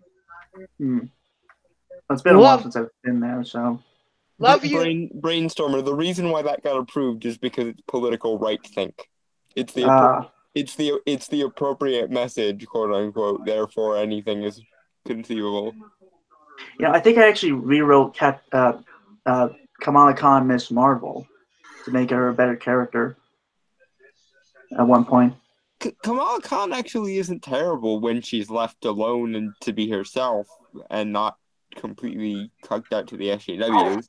Well, no, I changed it from being an Inhuman to a mutant because I thought that worked better. Yeah. And I had her connected to Captain America too. Just backstory wise. It seems like that would actually work better if you rewrote America as that. Yeah. Okay, so are you guys? I think I saw Jay and others talking about Turtle Time. Yeah, he's not with us anymore. He went to he went and retreated into his shell. We will probably never see him again. And honestly, I don't care. Because I think that was during a stream, and Jay was the one who had to block him. He booted him because he was being a dick. And also, we have a channel troll, and that's Eric, right, Eric? Eric is the best kind of troll. I actually like having him around, even because he understands me a little bit better. Turtle Time basically resorted to insults because I made Jay a moderator on that stream, and I didn't give it to him. It's like, I don't give moderation to everybody. I only give it to people who are, one, consistently here, and two, who are friends of mine, who I know and trust to handle shit. So probably don't make me a moderator. I'm not here all the time. Well, yeah, that's kind of the reason. I give it to people like Chris, Jay, and Maranya and Joan because they're here frequently enough. Sorry, I didn't know, or I wouldn't have brought him up. I'm not. I was mad at the time, but honestly, I couldn't care less. I wonder if I'll get a troll tomorrow. Maybe Eric will join us, and he'll be your troll. He trolls everyone else that I know. Yep. Wolf, do you mind if I kind of do the promoting for the stream? Huh? Promoting? Yeah, promote the stream for tomorrow. Oh yeah, the stream for tomorrow. Yeah, go ahead, man. Yeah. So chat. Tomorrow I will be hosting my first ever live stream with Weaponite. Night Wolf. Sorry. I was gonna say Weaponize. It's like you went up for the world real fast. Well, I had Nerd Wonder set too, but I don't know if she'll be able to make it. She gets busy, so sometimes that happens. I understand. But yeah, it'll be me and hopefully Night Wolf, and if anyone else wants to join, sure. It'll be at tomorrow night on Sunday, 8:30 p.m. Eastern Standard Time to /7:30 p.m. Central Standard Time. What are you guys? 7:30 would not be accurate to Pacific Standard Time. I was going Central. Well, it would be for Central, but I'm on the West Coast. Oh. I have a 3-hour difference. For 8:30 for you is 5:30 for me. Yep. My bad. So what are you guys talking about? For clarification. Just mostly random topics. I have some topics written down, but mostly it'll just be just kind of us talking. Pop culture mostly, obviously. Okay. Shoot me a link. Do you follow me on Twitter? I do not believe I do. I will probably do that now. All right. Yeah. Cool. Yeah, you could do that, or I can send it to him when it starts.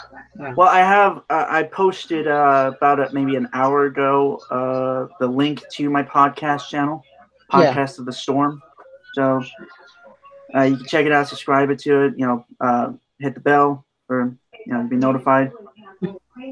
Chris saying, well, I ain't here frequently enough. I'm like the comics division of a stream chat.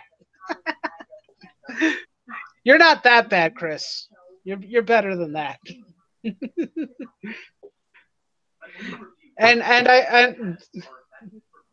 and yet you have a wrench and I don't. Yes, Eric, you don't because you're the troll. I have to keep up with the consistency, Eric. The trolls do not get wrenches. I got to make sure I'm consistent. Say something at 8 o'clock and it makes sense by 11. Yeah, and I know Chris isn't here all the time, but that doesn't matter. Just so long as some of you guys are here, and even then, I don't expect anyone to be here as moderators. Yes, I made you a mod, Jay, because I like you. I told the criteria. It's very simple. I have to know you and trust you enough to keep my chats in line, keep them under control. I don't want stupid shit happening. So, yeah, that's why Jay is a mod. And that's the story of how I I bribed Wolf with art and cookies. Yeah, it didn't work. Now this is the story all about how the chat got turned upside down. And how the mods became mods. It's normally me trolling the F out of chat. Well, it's true, Jay, you do troll, but considering that I know your personality, I anticipate it. Because it's you, Jay. You're an Irish bastard. I expect it from you. Yes. I expect you to cause mischief and trouble and to be drunk. It's part of your charm, and it's a mandate that I demand. This is my decree. No, I'm kidding. Don't drink yourself to death, please. I guess listening to all mod cons is as close as I'm going to get. Maybe. Let's see. Is there anything else that we're going to talk about? This is Mr. Dylan is chilling. Turtle is best turtle. All right. What do you guys think of War of the Realms? I have no idea what that is. That would It's be the new Marvel storyline. Yeah. What is that? It's based in the universe section of Marvel, right? Yeah, it's essentially like, you know, Like- Thor has like all these different realms, like, you know, Yeah. Asgard, Midgard, Muspelheim, Nibelheim. Yeah. Is that what it's about, or is it Yeah, about? like all these things are like going to war, or I don't know if they're all going to war, but they're under attack, I think. Oh, okay. I thought it was like War of Kings from several years ago, where it was like two of the rulers of some of the biggest factions in the Marvel universe, both the Shi'ar Empire and the Inhumans, were like at war or something. Yeah, no, it's not like that. That was actually really good, Yeah, it was. It was a good book. I liked it. and that was written by Dan Abnett, which is one of the best writers writing right now. Mm-hmm. I was made when I bring cookies, and I'm not afraid to use my mental ruler to discipline the chat. That is exactly the reason why you're here, Maranya. Because I need at least mental ruler. Yeah. Metal ruler. You said mental. Oh, I misread it. Sorry. The sentence runoff was weird, so I didn't read it right. Sorry. But yeah, that's the reason why she is, because she's actually very good at moderating and keeping things under control. Also, she's a good friend, so it makes sense. Yeah, I mostly keep to indie comics mostly. Zinscope, Dynamite sometimes. Yeah. What do you guys think of the decision to like, I know we talked about this for a little bit before that, but Dalton and what's your name again, man? Brainstorm or Pop Culture. Brainstorm. What do you think about the decision to destroy Mjolnir? In Marvel? Yeah. Which MCU or comics? Comics. Because the comics are stupider. I think it was fairly inevitable, if I'm honest, since they did it in Thor Ragnarok. That's probably why. I don't really have a opinion is, one way or the even other. without the hammer, in MCU, Thor was still Thor. Mm-hmm.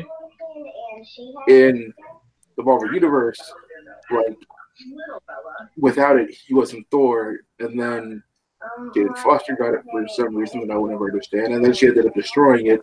So now Thor has to use a bunch of other hammers that are not as good. Well, in fairness, Thor has replaced it before with like Yarnbjorn, I believe was the name of the axe. He used Bjorn initially when he was younger and unworthy, but once he became worthy, he didn't use it anymore until he became unworthy. And for becoming unworthy because of one thing Nick Fury said was like the stupidest thing ever. Yeah, there's a lot of stupidity with the unworthy Thor storyline. Let's be honest. Yeah. Well, yeah, I'm guessing it's probably poorly handled, right, in the comics. Yeah. So yeah, obviously it's a bad idea. I mean, like if Mjolnir is destroyed for an actual reason and it's given a character purpose, like gives a better character journey for Thor, actual Thor. Yeah. Then I don't mind it, but if it it doesn't work, then it's a bad idea. Yeah. As long as you make it work and give it like a personal journey for the character, like losing something. Yeah. I hate Thor Ragnarok because it's like too many jokes, but underneath it all, there is something there with Thor. In the comics, what happened was Jane Foster, in order to defeat this monster, she tied the monster up in this unbreakable chain and then tied the chain to Mjolnir and threw Mjolnir into the sun. Which really makes no sense because she could have just flown to the sun and threw the monster in. Yeah. Huh. Kind of a dumb way to get rid of the hammer. Yeah, why not have it destroyed by a stronger Asgardian weapon? Yeah. Also, that'd make more sense. Yeah.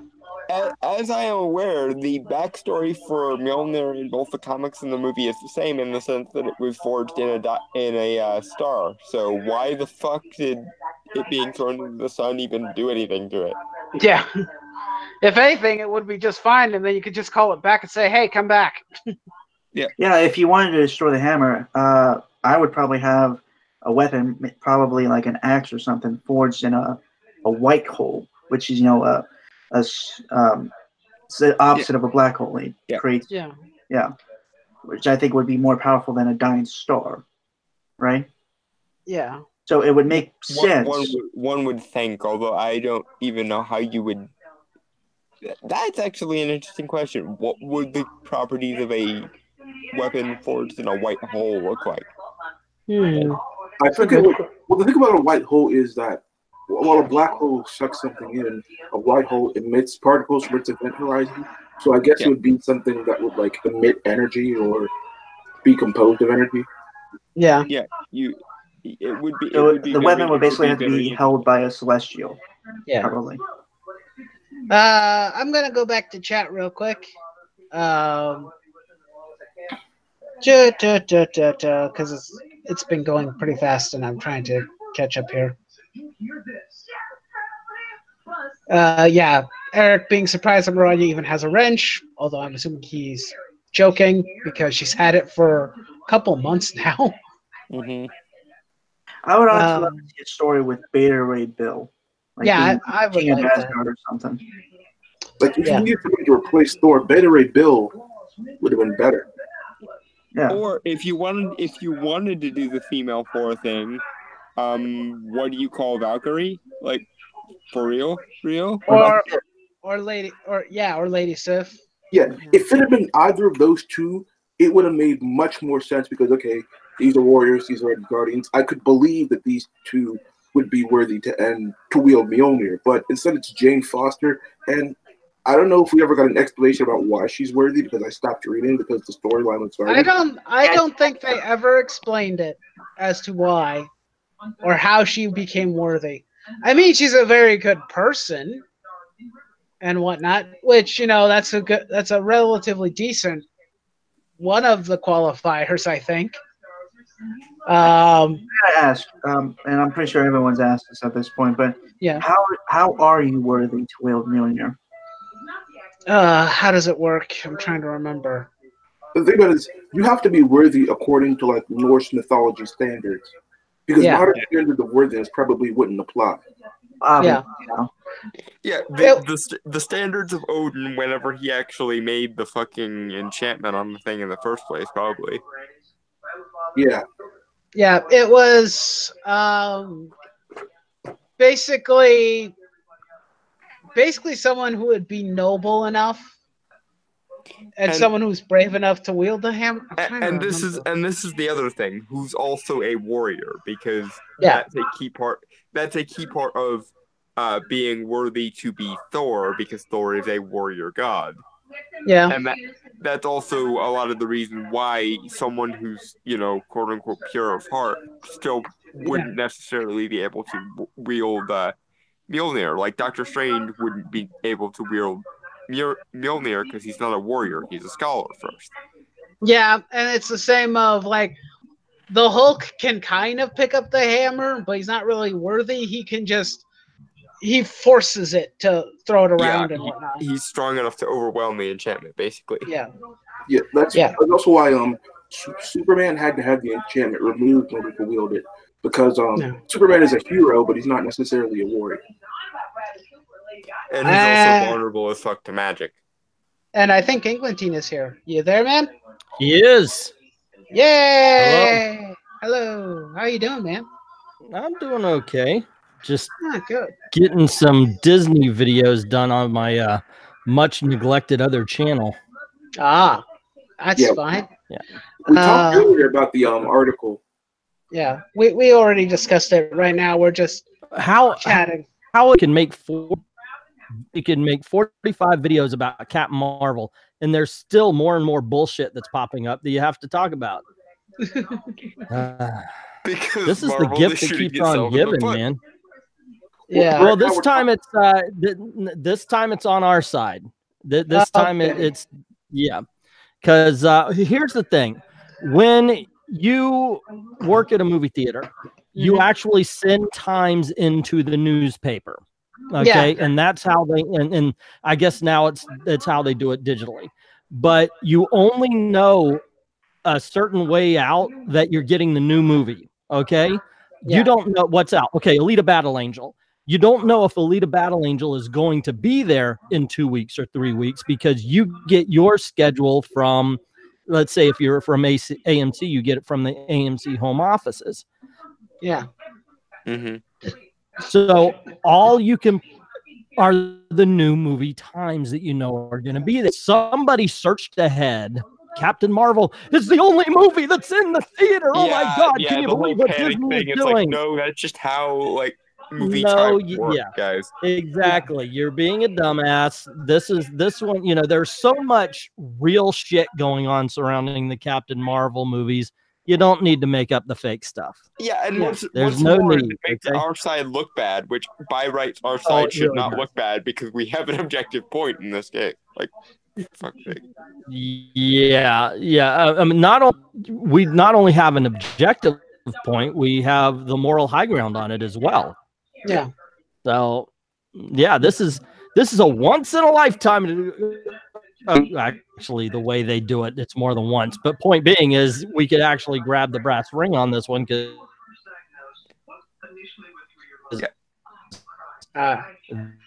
they are absolutely wrong in damn near every instance except this one. Yeah. How are you guys doing tonight? I'm doing pretty good. What are the things about the Captain Marvel thing, Englentine? Is that when everybody says that, oh, she's such a great hero for little girls, I always reply, you think little girls should look up to alcoholics?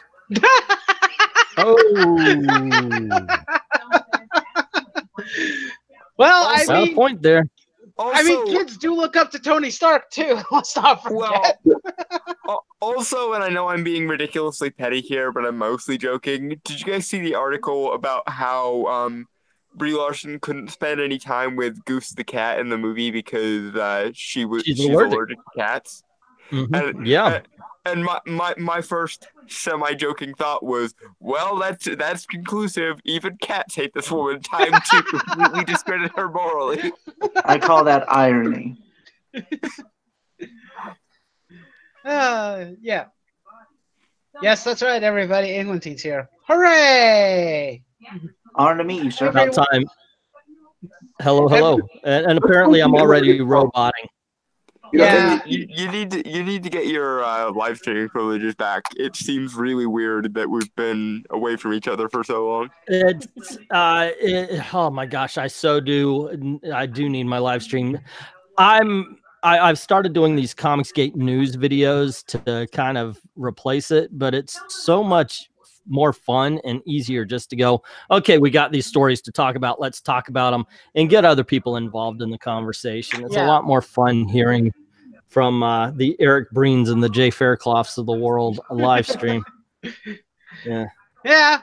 Although Jay's just here to troll us, apparently. So. Yeah. So what did I miss? So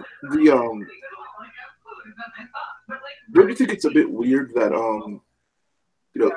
they always mention Tony Stark's battle with alcoholism in the comics. That's something that gets referenced constantly, but they never mention Captain Marvel. Interesting. I think there's a very famous Iron Man story set. The Demon in the Bottle is one of the greatest comic book stories ever told. Yeah. And I think that's the reason why it's always highlighted as far as Iron Man is concerned. On this one, I'm not going to cry foul because nothing famous is. There is no famous Captain Marvel story except for the one where she was Ms. Marvel. Yeah. And she fucked her own child. Well. So, that's it. In fairness, all of the famous are arguably like the best Captain Marvel stories, or Monica Rambeau Captain Marvel stories. Yeah. Or Secret Marvel, Wars, Amazing Spider-Man Annual 16. Yeah. I still need to watch Eglinton's video on Monica. You're the one. Actually, I'm very surprised that really did take off. I was always looking because I always consider a popular video, no matter how many subscribers you have, is about 10% of the subscribers, and none of the comic book origin videos had made the 10%. And then Monica Rambeau comes along, and it's like, what? Holy crap! Well, finally, because you know how you always say Monica Rambeau is Captain Marvel. That seems to be a very popular. That seems to be a very popular sentiment among the people who give a damn about Captain Marvel. Hey, is she in the movie? Well, tomorrow Waters, and maybe it's just because tomorrow is Captain Marvel. So yeah, we'll see. I've always maintained that Phi Lavelle would have been a much better female Captain Marvel than Carol Danvers. Yeah. Oh yeah, and there's I'm also working on a video as racist for choosing Carol Danvers instead of Monica Rambeau.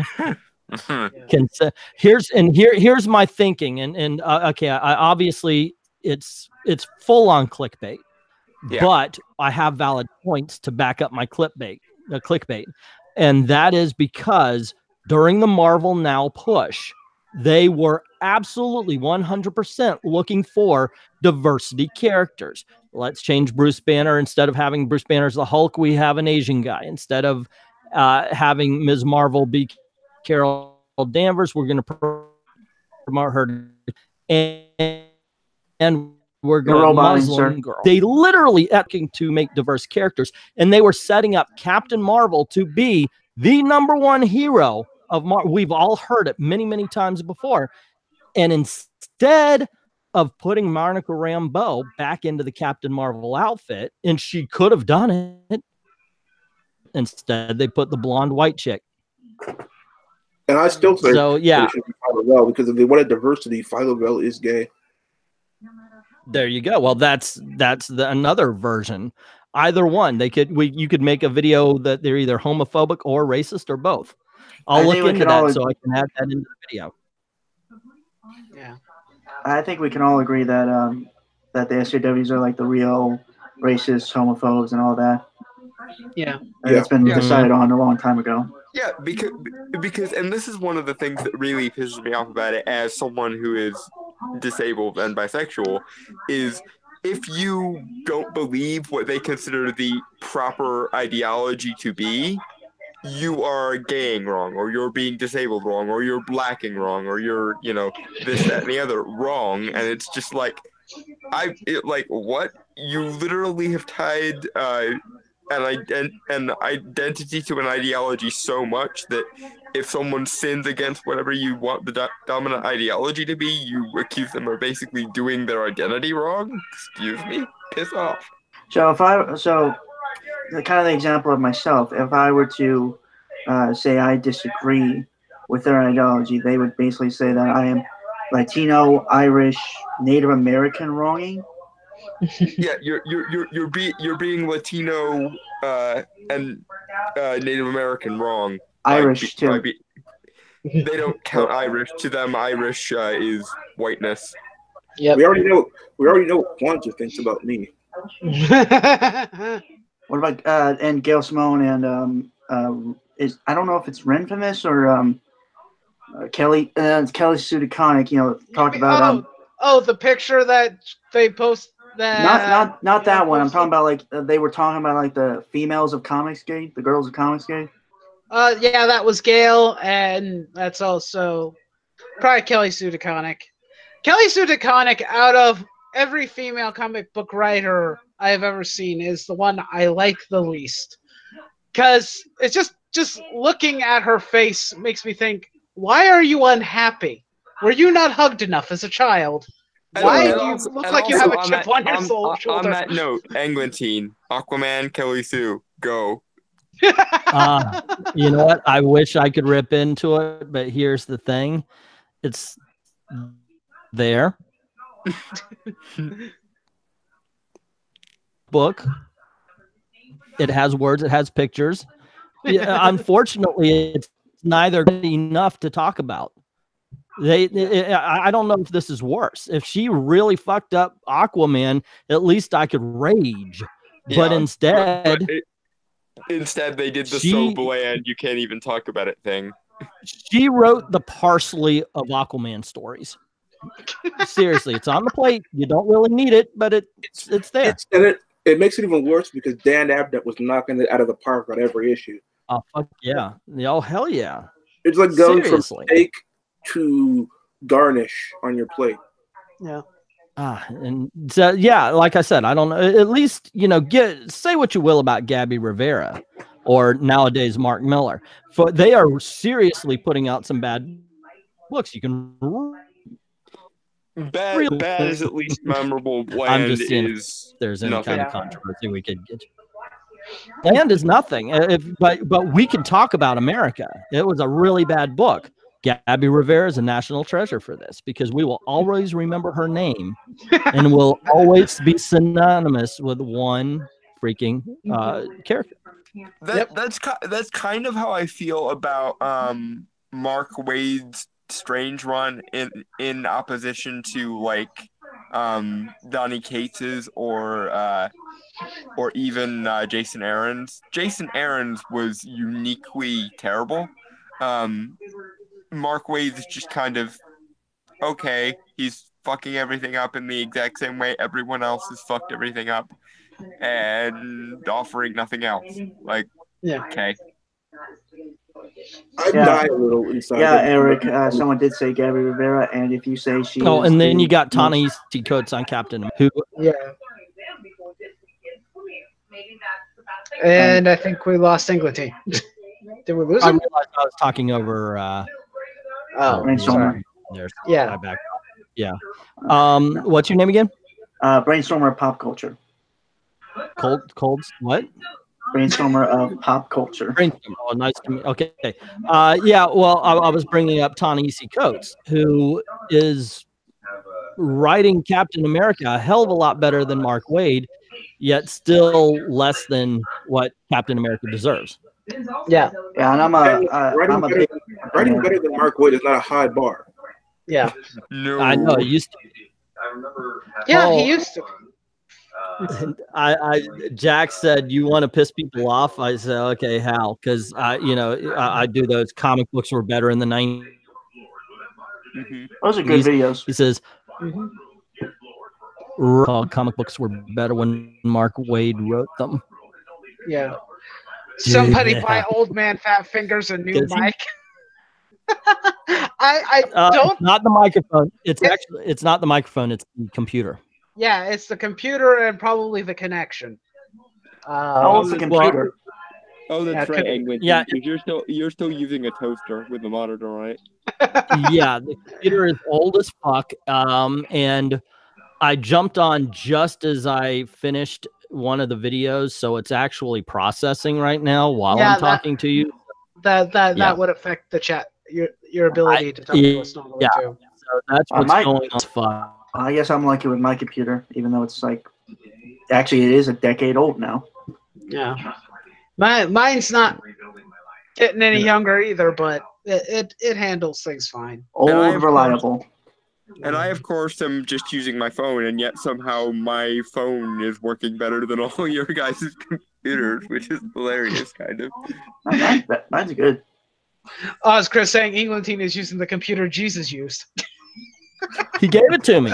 Me and JC, you know, we were tight. We really were. I said, "Wait, you're Jewish? Do my taxes," and we became great friends right after that. Okay. Yeah. Okay. Somebody make a comic about that, please. I need that. I'll get shut down immediately. Much to our chagrin. Thank you. I wanted to offend both the Jews and the Christians all at once, so I figured that. I'm a Christian. I ain't offended. He'll do it. I thought that was a good joke. That was good. I liked it. Thank you, England team. That made my night. And you're welcome. We need to start a GoFundMe to get England's new computer and a new Ethernet cable. That's up to him. So was I Jewish? Was I Judas? Well, it's very well known. If you give me my 30 pieces of silver, I'll pretty much do anything. So make old man comics PC great again. England needs a new potato computer for St. Patrick's Day. Oh crap! Ah, yes. Hey, remember when England was young? He doesn't. I don't have any green. Nice one, I like Eric. this. I like the jokes. Well, I like the jokes from Eric because he's actually about 5 years older than I am. So his jokes are actually pretty good when it comes Yes. to his trolling. It's top notch. I enjoy Guys, I have it. one. Eric is always on point. Yeah, guys, I have one. And the Lord said, "Let there be light." that's actually one of the reasons why I like his old man comics jokes because yes, he is actually older than me, but he's got the best old man jokes. So that's good. Yeah. What was your joke, Mystery? I said, and the Lord said, "Let there be light," and Englandine said, "Good job." I would have gone with and the Lord said, "Let there be light," and Egwin said, "Turn that light out. I'm blind." I'm trying to sleep. Turn the damn light off. I'm trying to take Turn a the nap. light out. I'm taking a nap. I think I know a topic we can cover. Pass some time. Huh? A topic we can kind of pass time with besides just jokes. But the jokes are the best part. I know. I'm not a funny guy though. Anyway, brainstormer, please do brainstorm. What topic? I don't know if it's a rumor, but I remember Bounty in the Comics a couple days ago posted an article about it, about the gender bin Zorro thing. Movie. There's been a Lady Zorro in comic books already, and there's been a Lady Rawhide, so it's nothing new if they do it well. Okay, I know, yeah. But if they are absolutely taking what was his name, Don Diego, and just now it's Lady Diego, and it's all that's where I got a problem. If they do the actual character of Lady Zorro or Lady Rawhide, I think that'd be kind of awesome. I think my mind just kind of automatically went that they would try and do like the very feminist route for some reason. I don't know. Yeah. Why. Yeah, That's like the Ghostbusters or yeah. Yeah, that's what I like to call the knee-jerk reaction. Yeah. To be fair, it does happen an awful lot. Yeah, it's not And thus, unwarranted. yeah. and you can only it's something I've said before. You can only get hit so many times before you start flinching when people are reaching for the salt. Yeah, Yeah, that's true. it's happened a lot now. Yeah, don't worry about brainstorming. It happens to me all the time when I see something. I'm like, okay, knee-jerk reaction. Okay, now that I've knee-jerk reacted to it, what's really going on? Yeah. And then it's like, okay, so it was nothing. I just reacted wrong. Yeah. So me being the brainstormer pop culture, it kind of got my gears turning when I saw it. Is that how I would handle it myself? Like if I was given the reins, obviously, because again, my name is brainstormer pop culture, and to kind of slide into a shameless plug again about my channel, which is basically I would call it glorified fan I was about to say you. I'm sorry. I'll tell you something. I had that same reaction earlier last year. Amy Chu was doing a Green Hornet story where they gender flipped. Oh yeah, and yeah, it I ended remember up that being, video. It ended up being the daughter of Kato. really good. Amy Chu's a good writer. I'll back her up, man. I actually gotta find those. I gotta find those comics. Like it's an Eglantine recommend. Good. I gotta find them. Well, I appreciate the. I appreciate that. I hope I don't let you down on any of the recommendations. That's actually one of the big fears when you do a review, when you recommend something. If somebody says, "Hey, I got this because they recommended it," it's like, I hope you enjoy it. I like pulp heroes a lot, so yeah. I'm a big fan. I still haven't gotten that. Yeah, I'm a huge special, and I still fan of that. Yeah. But, Dynamite, say again.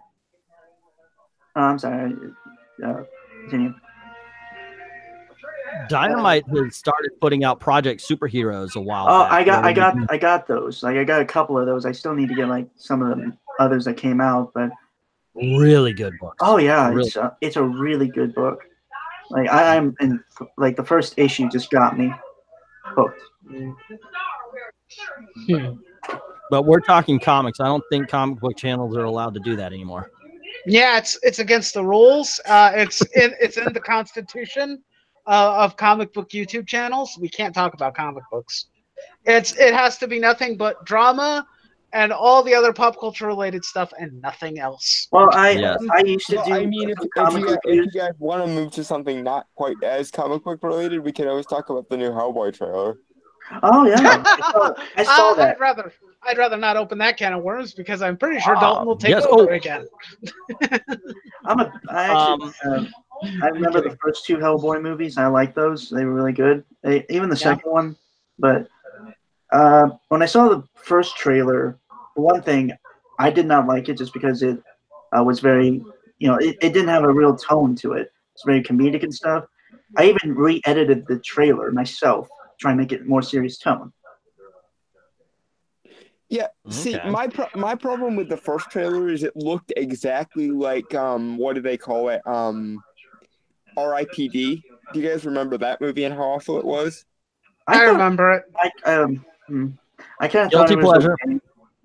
I remember, but I see the problems with it. Yeah. That's exactly how the first trailer looked. The second trailer was actually pretty good, all things considered. It still doesn't look nearly as good as the Guillermo del Toro movies, but I think the proverbial special sauce on those movies were Guillermo del fucking Toro, who, in my opinion, I'm not saying he can't do any wrong, but I have yet to see him do wrong. So Pacific Rim is one of my favorite films. Yeah. So I like. Yeah, he's one of my favorite directors, and I think obviously, I think they're still trying to go with his kind of style for the movie.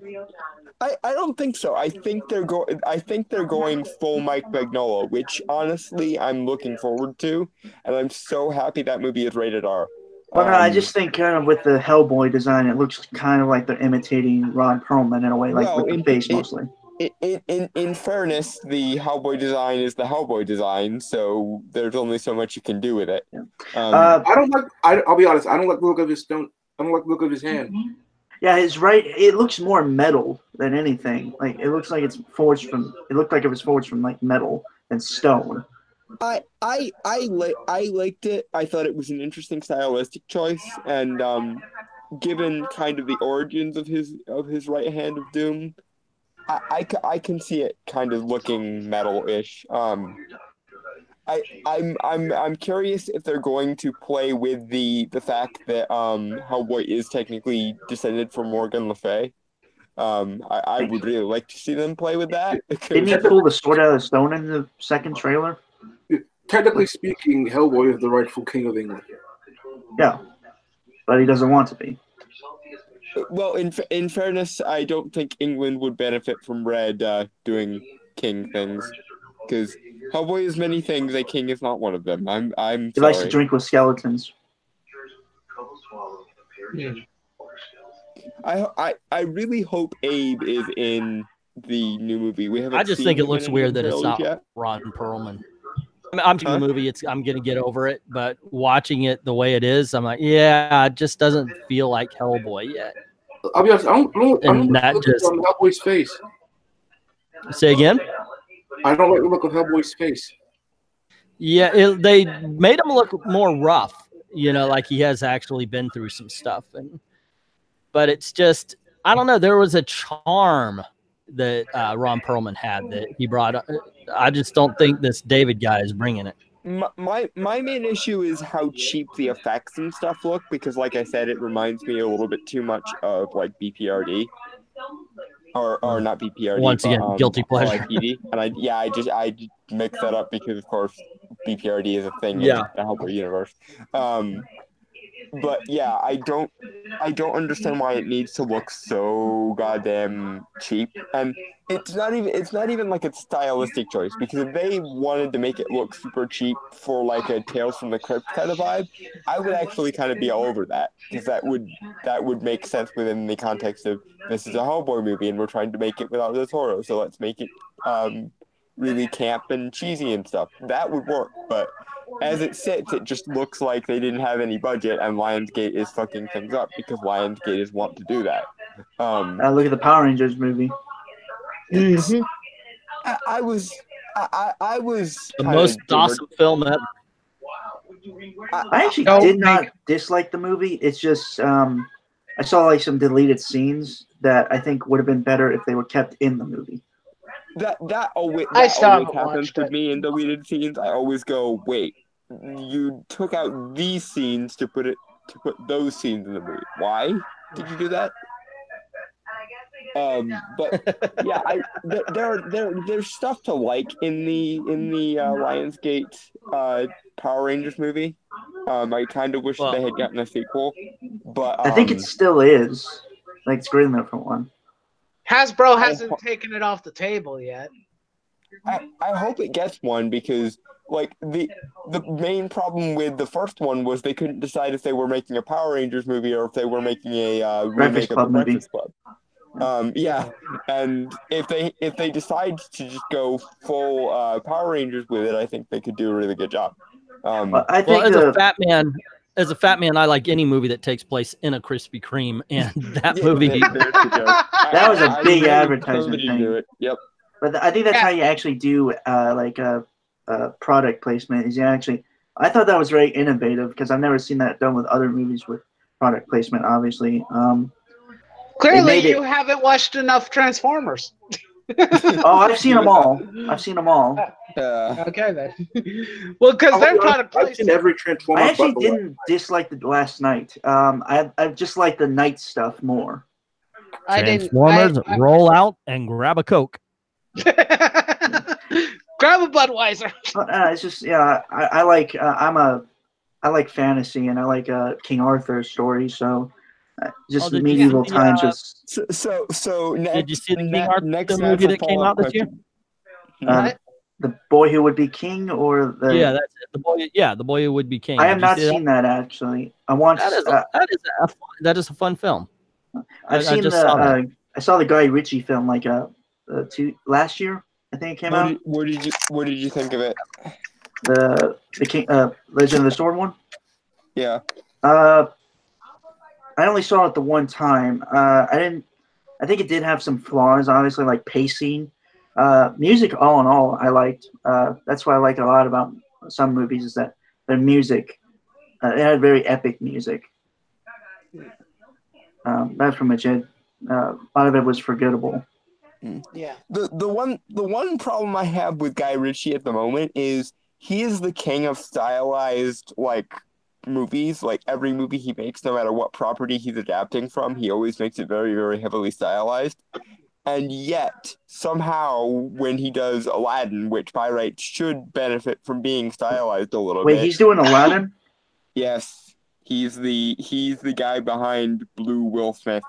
Because fuck everything that was good in life ever. It doesn't even look like a Guy Ritchie film. It has no like kind of style. See that? Yeah, exactly. Like you tell me Guy Ritchie is making an Aladdin movie, and I'm expecting like he'll go full like 1001 Arabian Nights with the damn thing. But nope. Apparently, all we get is Blue Will Smith. I like his Sherlock movies. Those were good movies. Yeah, I want a third one in that series so bad.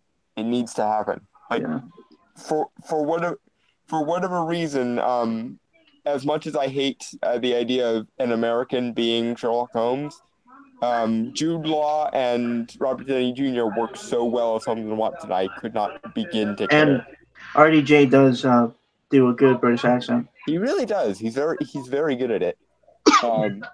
I can totally buy him as an actual British person, and usually like British people are very good at doing American accents, but we are shitty at doing it the other way around. But RDJ is a pretty good Britisher. Yeah. Speaking of I guess we were kind of on the trailers and movies and stuff. X-Men Dark Phoenix. Oh my God, they're doing it again. Fuck everything. Please don't. I don't know. Like the trailer looks interesting. Like there's moments in there that I like the crushing of Magneto's helmet by Jean. That looks terrifying for one thing.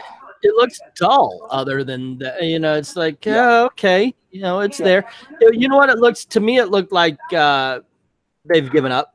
Like who's going to care about this? You know me. I've said it before. I wish that Marvel didn't acquire Fox. I want more superheroes movies out, not less. But on this one, it looked like who's the lady playing Jean Grey? I know she plays Sansa in Game of Thrones. Sophie something or other. I can't remember. Yeah, but her acting, she's fine playing Sansa. Like, there's a lot more. She's easier to play that character. I don't think she can really have an American accent. Like, and some of the acting I saw in the trailer did come off as kind of stiff. See, here's my problem with X-Men Dark Phoenix as it currently stands, and I agree wholeheartedly with Eglinton. It still looks like they're making a movie for the movie market of 2005. Well, it's not 2005 anymore. It's fucking 2019, and the superhero the guy genre. who's directing it is the guy who made Fan Four Stick. Yeah, which is he's like the guy who's brought in after. And he also wrote Last Stand. Let's not even get on that tangent, or my head might explode. But yeah. I've said this dozens of times on dozens of different live streams, but my biggest problem with the X-Men franchise is, for one thing, they do that stupid thing from 20 years ago where, well, we're sorry this is based on a comic book. Here, we'll just make it a generic sci-fi action movie, and that'll be good enough if we take out all of the actual defining comic book elements to it. Like, no, one thing that the MCU does excellently is they realize, what if we just leave things as they are and we lean into them? Like, lean into the comic bookness rather than away from it and constantly apologizing for it. And yet, the X-Men Dark Phoenix trailer is still doing it's just a generic sci-fi movie thing again. And it's like, no, lean into the comic bookiness. Please, for the love of everything. Yeah. I'm question when it comes to this, but it is my main complaint with a lot of those. Here is a really, really damn good question, if I do say so myself. What is the worst superhero film? You go to, like, what is the worst superhero movie that you like? What's the one with the worst reputation that you go, okay, it didn't cross my threshold? Go ahead, Which one? Mystery. Iron Man 3. It's not a bad film. All right. I don't. That has a bad reputation. Well, I know because of the Mandarin, but Yeah. Other than okay. What about the? I would say League of Extraordinary Gentlemen. Okay. Night Wolf, you have a choice?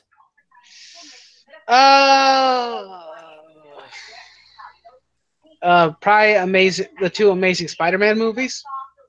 I don't hate them. Yeah, I don't hate Spider-Man 2, but I think I've got one with a worse reputation. What about you, Brainstorm? Spawn, just because he's like one of my favorite characters. I grew up watching the anime. I got like the DVD for the movie, and I watched like the animated series. And keep in mind, I'm like 6 years old at the time, so I've watched an R-rated animated series at that age, which kind of explains why I'm so weird now. Weird is good, dude. Don't ever apologize for it. I gotta say I like the Green Hornet. Seth Rogen. Yeah, it's fun. Yeah, I mean, it has its qualities. I just think it's too much of a comedy. Yeah, I would have liked to have seen more character progression where he actually became a better Green Hornet towards the end of the movie. Mm-hmm. Another one, I have to admit, if you put in the director's cut, I like Ben Affleck's Daredevil. That one might be less defensible. I actually like that movie too. Actually, mainly because the Green Hornet, because not for Ben Affleck's Daredevil per se, but because Kingpin. Yeah, Kingpin and Bullseye stole the show through the entire movie when they were on screen. They stole the show. Yes, I might have a worse comic book movie that I like if we count the Mask movies because I like some of the Mask. Of course.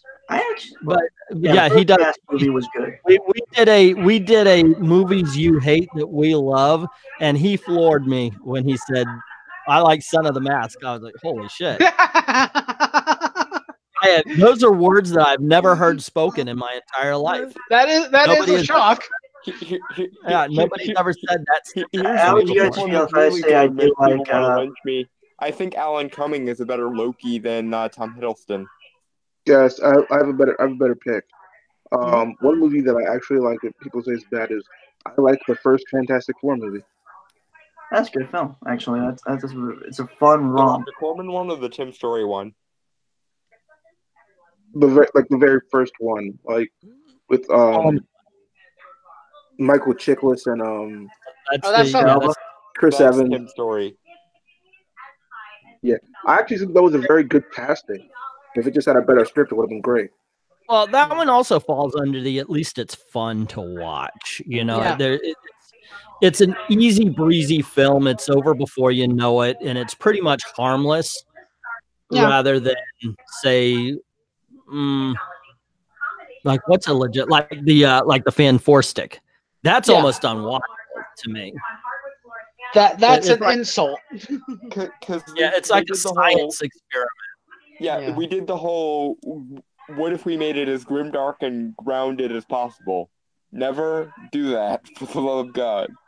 If the DC Snyderverse has taught us anything, it's what is grimdark. Moron, you're saying Tim Story's Fantastic Four was amazing. And Jonah Arts, how can you surprise us? After hearing Dalton, of all people, the person who really does analyze and pick apart things, when he says, I like Son of the Mask, how can you surprise us?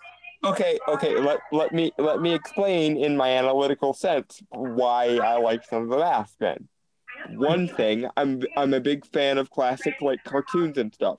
And Son of the Mask is nothing if not an homage to classic cartoons and whatnot. For another thing, Loki in the Son of the Mask is an actual god as opposed to a alien with some Clark tech, and he doesn't fucking whine every 5 minutes. See also Tom Hiddleston. So that's one of the reasons. That's two of the reasons right there why I like Son of the Mask better than I do the Tom Hiddleston Loki. Yeah. Okay. That makes sense. That makes sense. It's at least it's a good explanation as to why. And it has a good theme. Yeah. And the one question I put to did I make this video or not? One thing I wondered is if no, I questioned it in the DMs. If Captain Marvel is good, would you be willing to admit it? Yeah. If it is, sure. I mean, Yeah, Go for it. I still hope it bombs so that they don't take it as an excuse to feminism everything. Yeah. Just for let's be honest, it's going to make a profit, but I don't think it's going to be like liked. Even Mark Hamill said that it doesn't matter if a film is of high quality in modern Hollywood, only if it makes money. Yeah, that's all they care about. I disagree with that. Especially when it comes to the MCU, because the MCU is very good at knowing when to course correct. Even though all of their movies have technically been successful, they still know when to course correct. Like, most people really didn't like the first two Thors, so we got Thor Ragnarok. Most people really didn't like Age of Ultron. Here, have Captain America: Civil War as an apology. They're very good at knowing when to course correct. So I'm hoping that Captain Marvel really underperforms at the very least, and they'll know. That's actually funny because I actually like Age of Ultron. Just Ultron as the character himself. Oh God, I hate Age of Ultron. It's so like. I get it. It's very jumbled. It has so much stuff in it. And it's as close to grimdark as I really would prefer the MCU ever go, honestly. I do not like Age of Ultron at all. I don't really care that much for Age of Ultron or for Captain America: Civil War. I don't really like. You didn't like Civil War? Not as much as I was hoping I would. I like it slightly better than Age of Ultron, but not by a large margin. The best. So, is there an MCU movie? The battle at the airport. The battle at the airport is the only reason why I even tolerate the film. I like Zemo. Wow. Actually. So is there an MCU movie that you actively call bad? Like, you know what? That there is nothing worth it in this film. It is a bad movie. I just don't like it. It's like it has too many jokes. I would have preferred more of a balance between the serious tone and the kind of jokes. I say, like, I would say there's at least 2 or 3 MCU movies that I would consider bad, but when it comes to like objectively bad, I would say the only one that really qualifies is Thor: The Dark World. Yeah.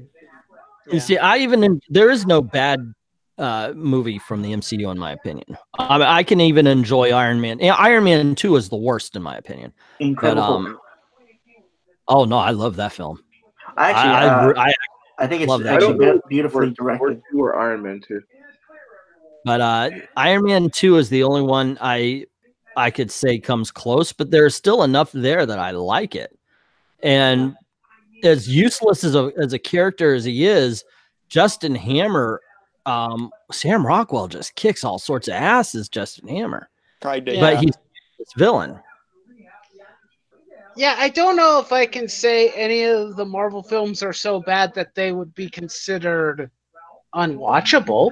What about Marvel TV shows that are objectively bad? That's a little bit easier. I dislike Jessica Jones immensely. I think the first season was fine. It could have just been because of David Tennant's Kilgrave. That's the only reason. Yes. That is the reason why. Yeah. His existence is enough reason to validate the reason why anyone would tolerate that. He was much better as Kilgrave than he ever was as the 10th Doctor. Don't at me. Oh. In my opinion, Jessica Jones season 2 was so bad. I want the time that I went full SJW, right? Mm-hmm. I didn't watch season 2. I just kind of fell off. I thought the Jessica Jones season 1 was one of the best seasons Netflix Marvel made. I think that I agree with E. I want my time back. I want you guys to take this back, work on it some more, and bring it when it's finished because whatever you thought you did wasn't working. Speaking of Marvel TV shows, lest anyone think that this needs to make Captain Marvel Mary Sue is a new thing. I noticed recently when I was rewatching, I think it was Avengers: Ultron Revolution, which was one of their animated shows. Yeah. I believe it was the Halloween episode, the Avengers were playing a game whereby every time they saw someone dressed up as one of them, they would like get points. And they had the Hulk of all people say, it's a good thing Captain Marvel's not playing, because apparently in this universe, Captain Marvel is super popular. So this Keep isn't a new dreaming, thing. Marvel. This is I was telling Marvel, keep dreaming. You can't force a character's popularity. It doesn't work that way. yeah, but No, they're trying. this I came know. out like years ago though, which surprised me. So apparently they haven't. They have been planning on this whole make Captain Marvel a Mary Sue thing forever, apparently. Yeah. By the way, I do remember that TV show, Eric, and you're right. Yeah. Spider-Man can be a lot worse. Yep. I hated those. I hated the Ultimate Spider-Man show, and I hated the new one that came out, Marvel Spider-Man. Well, they're referring to the Nicholas Harmon Spider-Man TV show. Was it that MTV one? No, I think they're referring to the live 1970s, action. It was like late 70s. Live action, right? The Oh, Electric Batman, Company? for fuck's No, sake. It actually was its own TV show. When he threw a web, it was a net. It was it was all sorts. Yeah, of that was during the era when Lou Ferrigno was still the Hulk and Peter Hooton was Doctor Strange because someone wanted to kill me. You guys want to mention Japanese mech fighting Spider-Man? Yeah, Yes, without those guys, there would be no Tokusatsu. there would be the Sentai teams would not have giant robots. And no therefore Power Rangers. Yeah, and by extension, Power Rangers wouldn't have giant Megazords. Kamen Rider would still be around. Oh yeah, Probably. that probably wouldn't have changed much because they don't have giant robots. But Joan actually finally responded to surprising us and made a lovely list of films that he enjoys that are terrible. Let's see. G Savior, Catwoman, Green Lantern, Ryan Reynolds, Son of the Mask, Hulk 1 and 2, Green Hornet, Thor 1 and 2, AOU, Age of Ultron. Fantastic Four 1 and 2, and there's probably more. I like that when he mentioned G Savior. I'm shocked as well. I have no idea what that is. G It's a Savior, live-action Gundam movie. yeah, it was the first fuck, attempt that at one, piece. and it was atrociously bad. No, but even Bandai doesn't like recognizing that it even exists. That's how bad it is when a company wants to pretend it never happened. That is pretty bad. Yeah, that's how bad it was. An insult to their entire brand. Godzilla 1998. Yeah. Oh, I love something that like film. Well, out of it came an excellent animated series. I was Yeah. thinking Godzilla 2000. Sorry, you're talking about the Matthew Broderick film. Yeah. Well, Yeah. out of that movie, I didn't hate it. I didn't think it was bad either. But then again, I saw it years ago, so I might have to rewatch it. It's A good lot of for a shit laugh. is my reaction to the Matthew Broderick Godzilla. But Yeah. without that show, without that movie, there wouldn't have been the cool animated series that came after it. Yeah. I remember that. Strange was amazing. What? I said Peter Hooton Doctor Strange was amazing. It's probably the most accurate on-screen version of Doctor Strange. Eglinton, why must you make me have to kill you? Hey. What I'm other Doctor Strange had a Jufro, okay, and a porn stash, all right? That is the way that Doctor Strange needs to be. Jufro and porn stash. Without I'm that, it going ain't Doctor to- Strange. I'm going to have to make his head explode scanner style. You all saw this. Don't get mad at me if his head suddenly explodes and I have to go to jail for it. Mark Waid's next series in Doctor Strange is going to be called Jufros and porn stashes. Just watch. It's going to be there. It's going to. Hey, Eglinton, They have to do an homage. Eglinton, whenever you mention porn stash, all you immediately thought of a Doctor Strange that looked like Freddie Mercury. Yeah, that's the Peter Hooten incarnation. Oh, Bohemian Rhapsody, the movie, not the song. was fucking awesome. Tina's my hero right now. Well, I have not seen it. Didn't plan on seeing it. Just that I heard that it got an Oscar. Honestly, it deserved it because that movie was pretty good. Which one? The Bohemian Rhapsody with that was a decent film. Yeah, I like that. I'm not a big documentary film fan. Biopic fan. Thank you, biopic. So you hate gay people, especially when it is music based a lot of the time. But I thought it had just enough to make it work. And the guy who played Freddie in that needed that Oscar. So all more power to him. I still haven't seen that one.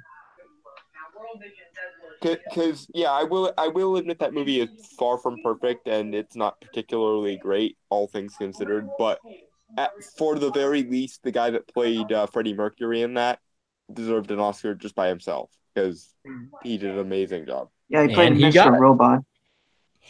Yeah. Like the main character. I think the last movie I remember that was based on a musician that I remember watching was probably Walk the Line. So that was decent. Yeah, I like that movie too. Speaking of Walk the Line, which had Joaquin Phoenix in it, I'm still mad at Joaquin Phoenix because apparently Doctor Strange isn't good enough for him, but the Joker is. Hey, yeah, that's looking pretty damn good. I don't care what people is looking to be. I agree. The Joker movie looks awesome, as does most things that Joaquin Phoenix is in. That's why I'm mad, because instead of having one of my favorite actors play one of my favorite characters, we're stuck with Benedict fucking Cumberbatch instead. I don't think he's a bad actor. I think he's handed poor scripts. Cumberbatch? Yeah. Okay, my biggest problem with him is he's far too robotic to play Doctor Strange. To play Doctor Strange, you need to convincingly portray pain and suffering.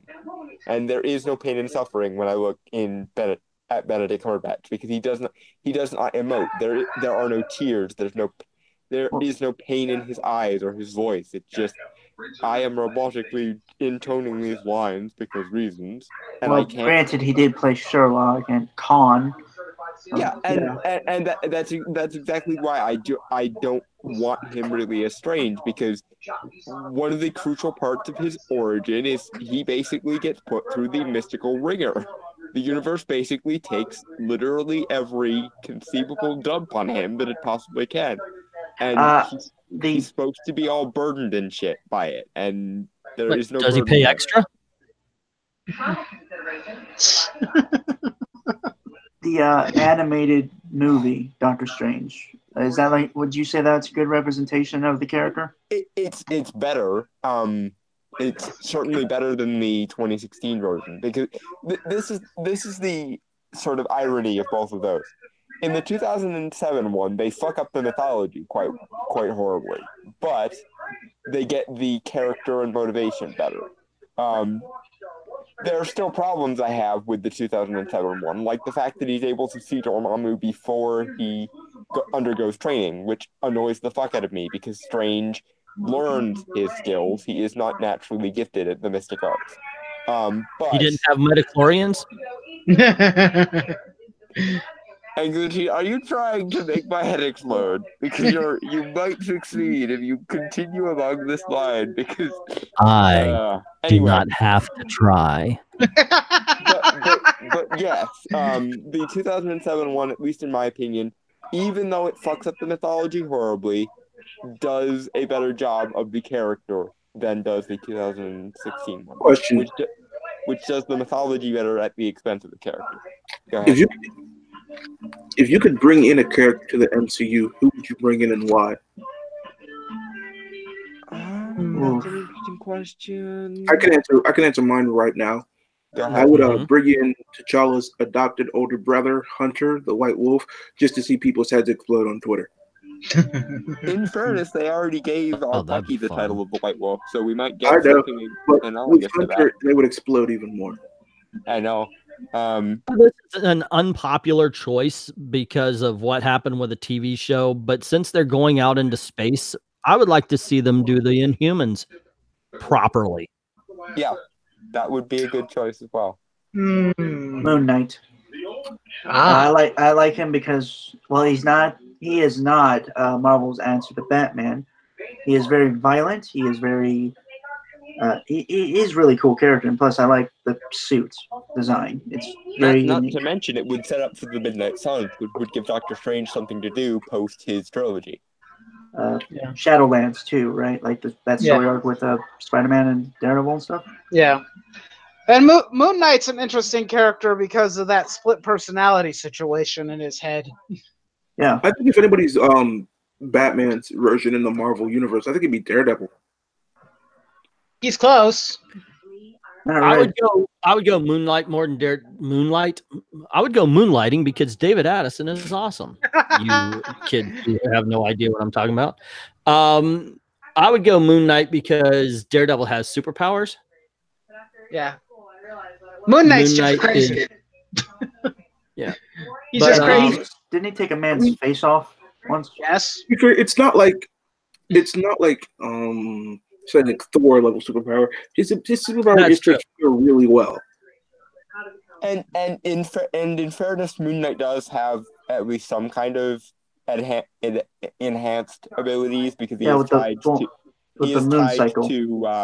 Khonshu, who is the Egyptian moon god vengeance. Yeah, something like that. And from what I remember from Moon Knight, he also has money. He has money. One of his personalities is being a mercenary. He built up a bunch of money, and he created the persona of a wealthy, rich guy, so he can blend in with the Wall Street guys. Yeah. So he can get information there too. Yeah, he's kind of like Batman, but crazier.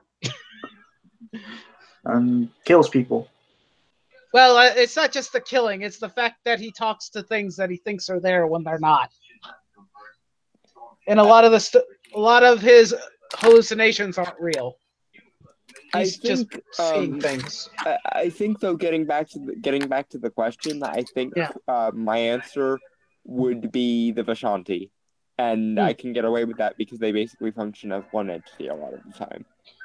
Because the fact that there are no mystical entities tying to Doctor Strange's powers pisses me off to no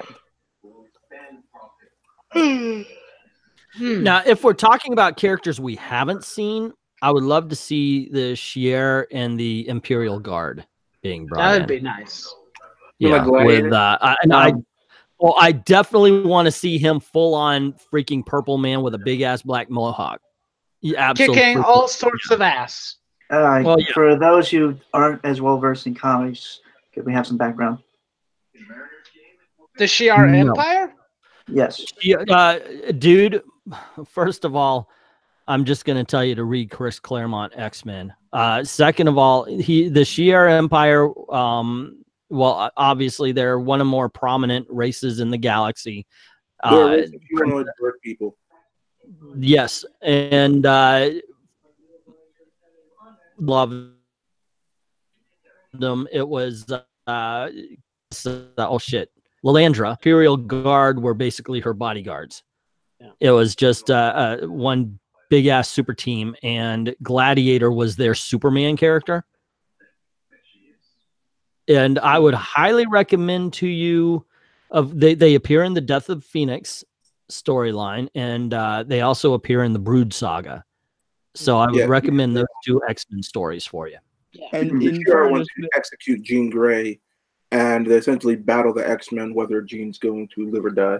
Yep.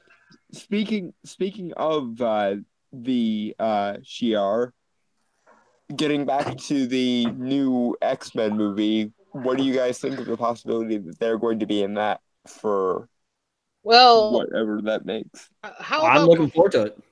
How about before we do that, How about you let me make a pick of a character that I'd like to see in the Marvel Oh, universe? sorry. Yeah, you didn't get to do yours yet. I'm all alone out here in the void here. I want to see Richard Rider Nova Yes, be I made want to see into a that too. character. Although more than likely they're going to bring Sam instead, which will probably irritate me. But Sam's not even a real. Sam is not a real Nova. He's someone who has a Nova helmet. He is not a member of the Nova Corps. yeah, I also don't like how the Guardians of the Galaxy have handled the Nova Corps so far. I hate that too. They treat them like a bunch of incompetent police officers. Yeah, I'm like, space come cops. on. They're incompetent space cops. It's even worse. I know that there are lower ranks and, Nova Corps members who don't have powers. I get that, and I understand that better than most, but for the love of God, give me a Nova that actually can do his job and actually protect planets. Where were the Centaurians in Guardians of the Galaxy? Another character I would like to see introduced. This one would be serious. Is Mephisto. Yeah, Mephisto would be. That's all possible because of Doctor Strange. Yeah. So that's cool. Who knows? We might get one more day. Yay! We can hope. So, did anybody read Heroes in Crisis #6? No, I don't read DC. Say again. I don't read DC because most of the time I think the comics now I've kind of found boring. Nothing really interests me there. Though I have an interesting question in regards to what we were just talking about. Who would you cast as Mephisto? As Mephisto? Yeah. David Keith. Only his voice, of course. I'd have a more CG, but with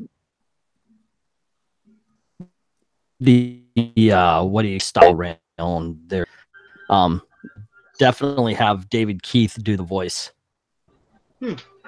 Speaking of Heroes in Crisis, I gotta say, as somebody who loves murder mysteries, I have never cared less about a murder mystery in my life.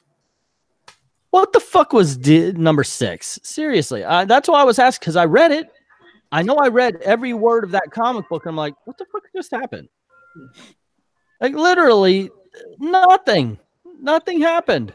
What was this all about? Nothing. It's filler. So if absolutely, it's so stupid. It's nothing. Absolutely nothing. If or is it just like a full double spread of Harley and Ivy just doing that stupid conversation that could have essentially been done on Twitter? Well, one of the things, that kind of thing, is the way that the adult modern day, but they're writing for a. Wondering, have you ever heard kids talk this way? No. I'm a kid. I'm basically like the age of the character. I'm close to the age of the characters they're writing. And yeah, I've seen like some pretty close to that age too. It's not exactly on. And we actually can hold full conversations. I don't know where that myth came from.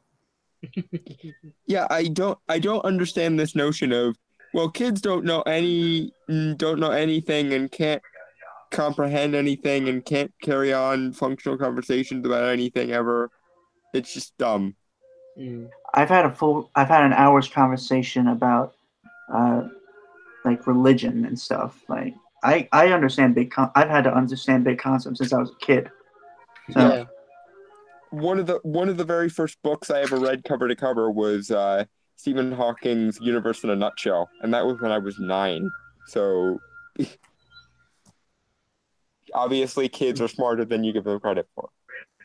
I mean, I won't lie that I've recently graduated from my high school, and for the last 4 years I was surrounded by people that were essentially complete idiots.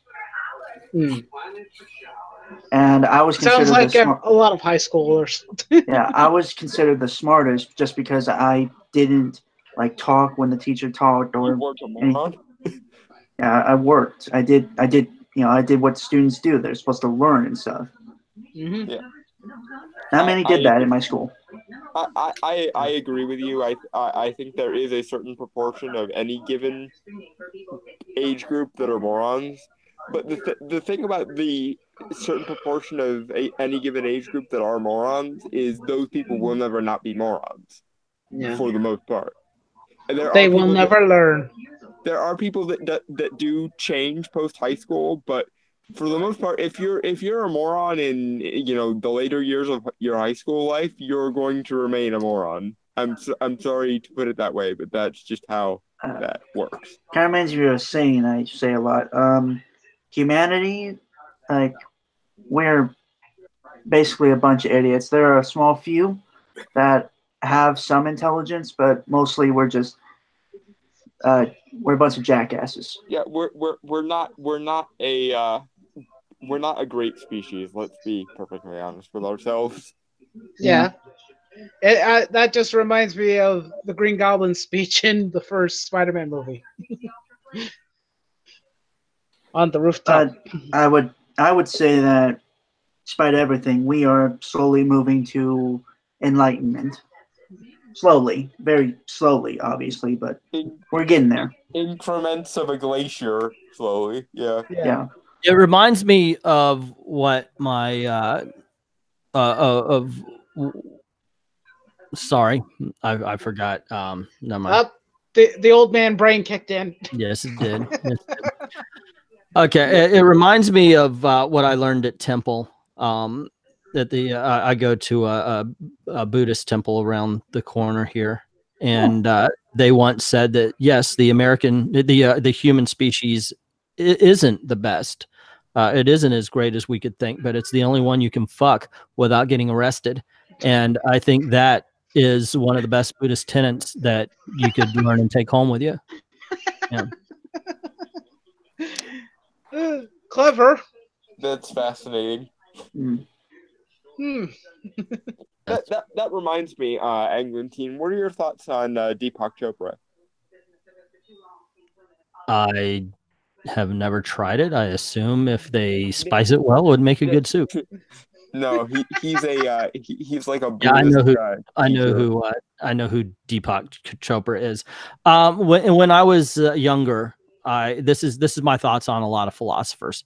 When I was younger, I studied philosophy, and then I quit because I realized that I was getting my worldview from other people, so I stopped reading them because I wanted to create my own worldview. And some people may say, well, you're like Aristotle or you're like Deepak, but I would not be able to speak intelligently on what he wrote because I've never read it.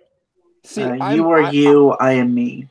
That's all that matters. I'm the same way, but I have the ability to kind of pick and choose when it comes to philosophers. Like I hardly ever adopt a philosophy wholesale. I pick and choose the bits that make sense, and then I kind of cherry picking is I is the mark together, and that's why I'm capable of still studying philosophy after all these years. Well, now, see, right there, you slid in a word that's almost insulting, but I don't know if you meant to do it. No, I didn't do it out of incapability. I did it because I was saying capable in regards to what you had said previously about how you stopped because you found that you I didn't want my outlook on life colored by somebody else's experience. Yeah.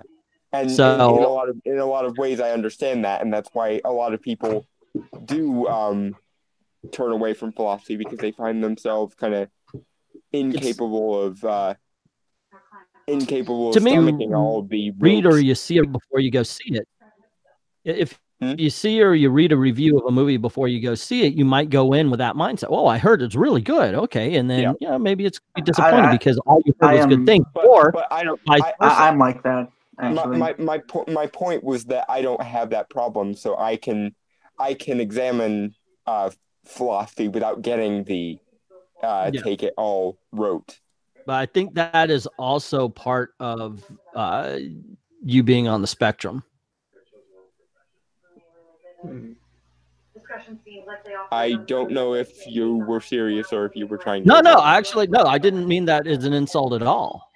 I think that's just one of the things. I think you're very. It's easy for you to disassociate certain things. we've had conversations like this before, and yeah, no, by all means, I wasn't insulted at all.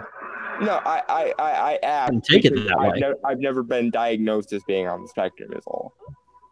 I thought you said you were. I apologize. No, I swear to God, in the past you said you were. no. Okay. I've never been diagnosed with anything spectrum wise. I did take a like self-diagnosis test once. And apparently the way the test worked was if you got 10 or lower, you were on the spectrum, and I got like 13. Yeah. So I definitely do still have, I call it being neuroatypical because it makes sense to me that way. I definitely do have neuroatypicality, but maybe you mentioned it. Maybe you mentioned that. I just ran with it. I don't know. Yeah, because I remember hearing. I think that's probably what happened, and that's fine. Yeah, I wouldn't no problem. Work that out had I. Yeah. I would have absolutely no problem being on the spectrum if it turned out later I was diagnosed with it. I've just never been objectively diagnosed with it. So. Although I do have this weird knack of like drawing people that are on the spectrum, like people that are on the spectrum. My college roommate was, and one of my, actually like 3 of my closest friends are. So I do kind of have this weird way of just relating to people on the spectrum, I guess. So who knows? Maybe I am and just have never been diagnosed. But that and the fact that you constantly threat violence, you might just be a sociopath. I've also been accused of that. So let's be honest, we're all crazy. Every time somebody threatened somebody, they were a sociopath. I'd be in a mental institution by now. Yeah. Yeah, but you threaten people, I think, E, because you just have that high level of testosterone in you. Toxic masculinity. I thought you were straight. Wait, what? Nothing. Yeah, I just let that one go. How did you get not straight out of possessing more testosterone than the nothing. It wasn't possessing. It was having it in you. That I was okay. Yeah. I get the wordplay now. There you go. Yeah, I figure I already have insulted the Asians, Jews twice. I figured I would go for the gays. So there you go. Yeah. Yeah. Okay. Yeah. I figure I'm not on my own live stream. Let's see if I am. I don't know why I'm like this tonight. This is all your fault, England teen. I blame you. You know, one of the funniest things is when I did lose my live stream, like almost like 5 minutes afterwards, I see your message. Oh shit! If I were there, I would have told you don't do it. Wait, what happened? Why did you lose it? I never did. I was doing a live stream where I was I showed some One Punch Man while talking about it, and I showed too much One Punch Man, and Namco. Is that it? Shut me down worldwide, and because of that, I got Bandai Namco. I got my live stream suspended for 3 months. Yeah, copyrighted material. The rights to One Punch Man, their video game company. I've seen people do live streams with what I was doing because I was speaking over it. You could not hear over it. I was transforming. Yeah. But because I showed too much of it, in which case, you know, in all honesty, I showed 15 minutes of it before we got shot down. So I actually could have solved that for you, because when you show material, even if you're talking over it, you're supposed to stop it in like 20-second increments, like show 20 seconds and then stop it. I treat a live stream different than I do videos, because on my videos, even when I'm just talking about a preview, I'll stop it every 10 minutes and I'll have a picture and I'll do my little thing, and then another 10 seconds, and not 10 minutes, but 10 seconds. Yeah. But I just, man, I fucked up. That's all. You know, it was all on me. It wasn't like YouTube. You know, it's just I thought, I thought live streams were different as far as that kind of thing done. I guess if I put the show in a little box in a corner while I was talking over it, it would be different. But unfortunately, not what I did. So. Yeah, it depends on what the show is and how strict the companies are when it comes to putting the hammer down on anybody using the material. Well, I appealed it. And I pointed out the fact that I don't have a copyright strike, nor have I had a copyright strike in ever. So, I said, so is there a chance I could get my live streaming back? Because there's, this is a one-time thing. I didn't understand completely the rules too. So, and they said, nope, suck it. So, So how long are you banned from live streaming? April. But I heard Tug did his first live stream 4 months. I'm like, motherfucker. Because I was like, I'm expecting April, but it might be May. So yeah. But I'm gonna jump on him as soon as I can to get my live stream back, because that's half. That's one. It's half the money. The super chats. Two, I was planning on bringing back the Thunderdome. Now that Jawbreakers is done, Alexis has he actually purchased an extra Jawbreakers as a gift as for the winner. So I was going to bring back Thunderdome, and I was going to do a comic book show, much like the movie show we used to do, where we're just literally talking about comic books that came out that week and any kind of news and such. Do you think there's any chance to get two pros to do a Thunderdome?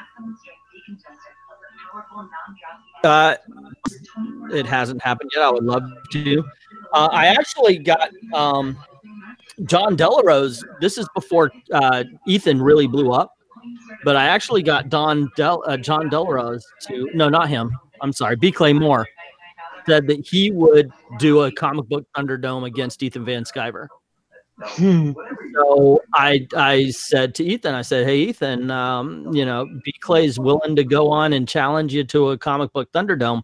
And Ethan said, only if we have it on my channel. Yeah. Not your show, brother. Sorry. I mean, Yeah.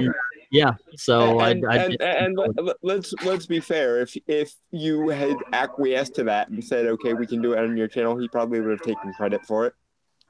I'm not gonna do that kind of speculation, but I did. Well, I didn't want it to become his, because it could have become his. Just so many people would have first, and this is something I'm very proud of. The comic book Thunderdomes were some of my favorite. And some people say the best. I don't want to just say my, because you guys were all part of it and helped out. But it was some of the best live streams out there. And it really did kind of shine a light on the kind of channel I wanted to be, because it was really all about the community. Yeah. Anybody could come on and play. Anybody could win. And it was fair.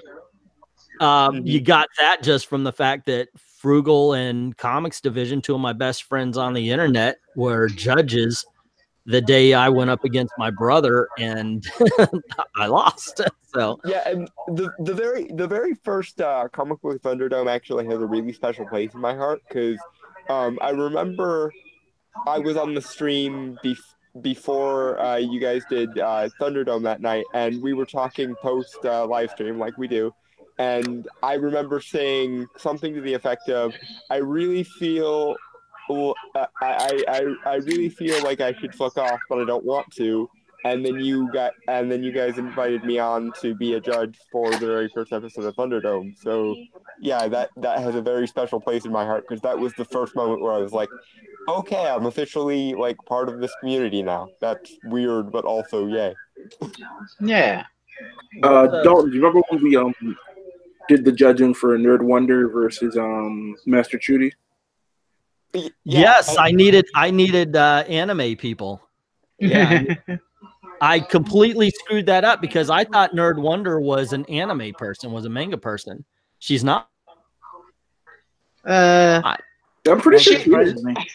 She is. But yeah, she may not be as my favorite part of that of that live stream was when the question was what character would make a good anime, and her impulse was basically Batman because Batman, and we both you and I both looked at each other and we go, I'm sorry, nerd, but I actually think it was you who said it best. I'm the goddamn Batman is not actually an argument. and I just lost it because that was so perfect. No, the best part for me about that Thunderdome was when the black judge on that stream, had to make the final decision on who had the best butt in comics. I do remember that. Now, okay, I do remember you, Mr. E, getting lost. Like,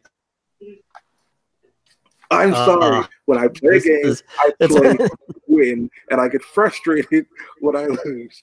I apologize for wanting to win. Yeah, you went up. You were up against MK Geiger, if I remember correctly. Yeah. And like the last question screwed me because I didn't really understand.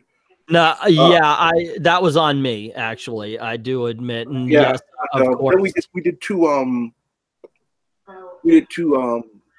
other questions, and I won one, and he won one. He ended up the winner, so it's fun. Yeah, I wanted to try to make it as fair as possible. I screwed up. That was on me, but the best part of that live stream though was your groan of absolute contempt. Like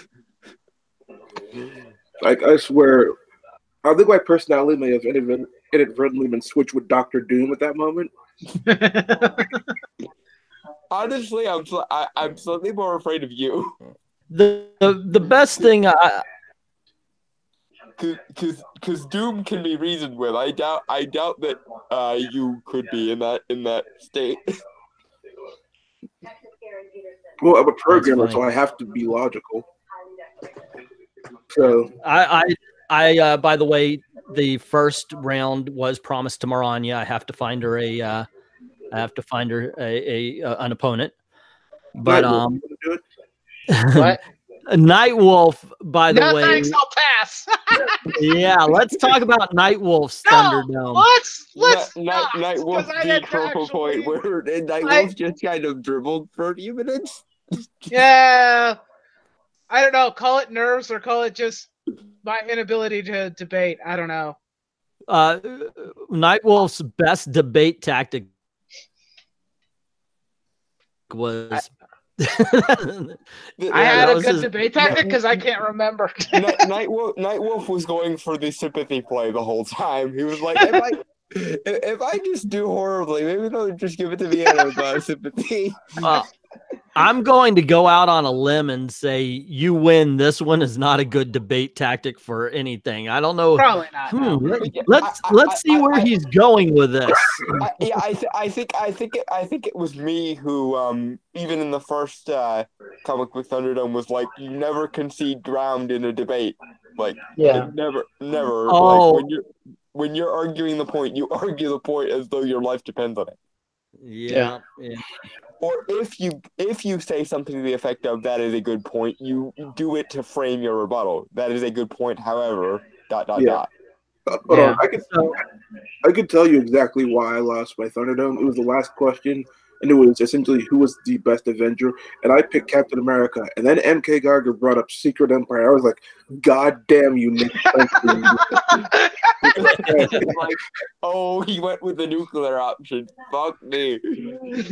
He went dirty tactics. Secret Empire didn't exist. I could make a very solid argument for Captain America. That's true. But then Secret Empire. The funny thing is, I still have every question that was asked. I kept those because I always kept notes and everything, and I still have a notebook full of notes from all those Thunderdomes, so I could bring up what questions have already been used for when we go over the next season and everything. My one thing was when I went up against my brother. I decided because we did ours near his birthday. So I said, okay, for your birthday, you get to pick the, because I always did 4 that you had to come think of what you were going to. 3 were, no, it was 3 thought of the answer and then 4 that were off the cuff. And I let him get the answers. And one of the questions was, who's the better Hulk, Cho or Banner? And I was like, oh, that's right. I was judging that day because you argue, or yeah, I think I ended up giving you the point on that one, and you got stuck with Cho, didn't you? yes, I did.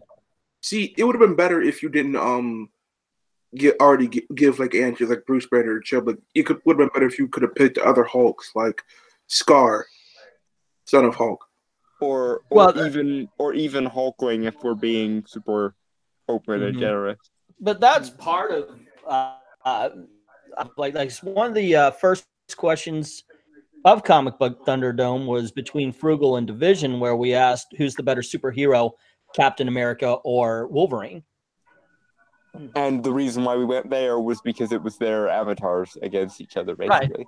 Right. But it also makes you think of those 2 characters and what do you say, who is, why would you say that, and everything. Well, if you want an opponent from Mirage, I think Frugal would be a good choice. Oh yeah, actually, I think very very much so. I don't know. The chat's saying that Wolf versus Maranya would be a good fight. Yeah, and she's calling me a chicken. Night Wolf. Thanks, Maranya. Night Wolf won 1 question of his. How many questions were there? There's always 7. The worst superhero movie. Yeah. And Night Wolf said Catwoman. Crumble Point said Kick-Ass, and that's the one that he won. Kick-Ass is at the very least entertaining. Yeah, Kick-Ass is pretty good. I am still surprised, and I think I was also a judge on that one. I am still surprised that of all of the ones he could have gone with, Crumble went with that one. I would have gone with Wanted because it's literally nothing like the book it's based off of. Huh? That's a good argument. The thing is, for Brainstorm, I don't know. Did you see the Comic Book Thunderdomes? I don't believe so. There's an entire playlist of them on Egg channel. I would recommend. Yeah, they're right on the front page if you want to check it out. But I might. What it is if you ever saw movie fights by Screen Junkies, that's what I took it off of. It's a trivia game. Yeah, I kind of got that. And you win by making the argument. It's not so much who's the better superhero, Batman or Batman or Moon Girl. It's who can convince you that their choice is the right one. It's more about the argument than it is the unassailable, objectively correct answer, basically. Yeah. Okay. Here's what 2018 geek movie will be the best. Deadpool 2 was Comic Division, and Avengers Infinity War was Frugal's. And Comics Division won that. Really? Yep. So it doesn't matter your answer. It matters how well you can argue it. I probably lose. And of course he ended up being wrong. But this was long before either of them had actually come out. So right. I think MK Geiger let me win the first round because our pick was best first appearance of a comic book character. I picked Beta Ray Bill. That was your second question. And your second question. The New Mutants Paramount run. And yep. I gotta say, you barely learn anything about the Demon Bear in the first run, in that first issue where he first appears. But you learn a lot about Beta Ray Bill, and you get to see him in action. Yeah. Let's see the best comic book event. That was the first question Mr. E2099 got, and he chose Annihilation, and MK Geiger chose Crisis on Infinite Earths. Worst season of a Marvel Netflix TV show. This was before Jessica Jones season 2, and it was Iron Fist season 1 by Mr. E, and then Luke Cage. So yeah, you guys argued some pretty good ones. Yeah. Which, yeah, I don't know. I would love to bring this back up. Mine was against King Billy, wasn't it? Yes, it was, sir. And you handily wiped the floor with him, actually. Yeah, I'm not surprised. I remember it actually being fairly close from what I remember. It may have been for the arguments. Like if you look at how many Feisty Fan won versus how many Nerdrotic Channel won, it looks like it was complete destruction. But if you listen to the show, Feisty Fan and Nerdrotic went after each other. That is one of the most exciting of the comic book Thunderdome. I am so upset with myself that I missed that one. I think that was when I was on a break. Say again. Next season of Thunderdome, I want to face Nerdrotic. Oh, and I might have to reserve. Okay. I might have to reserve a judgment post on that one too, because that's going to be fun. I'll see if he still wants to do it.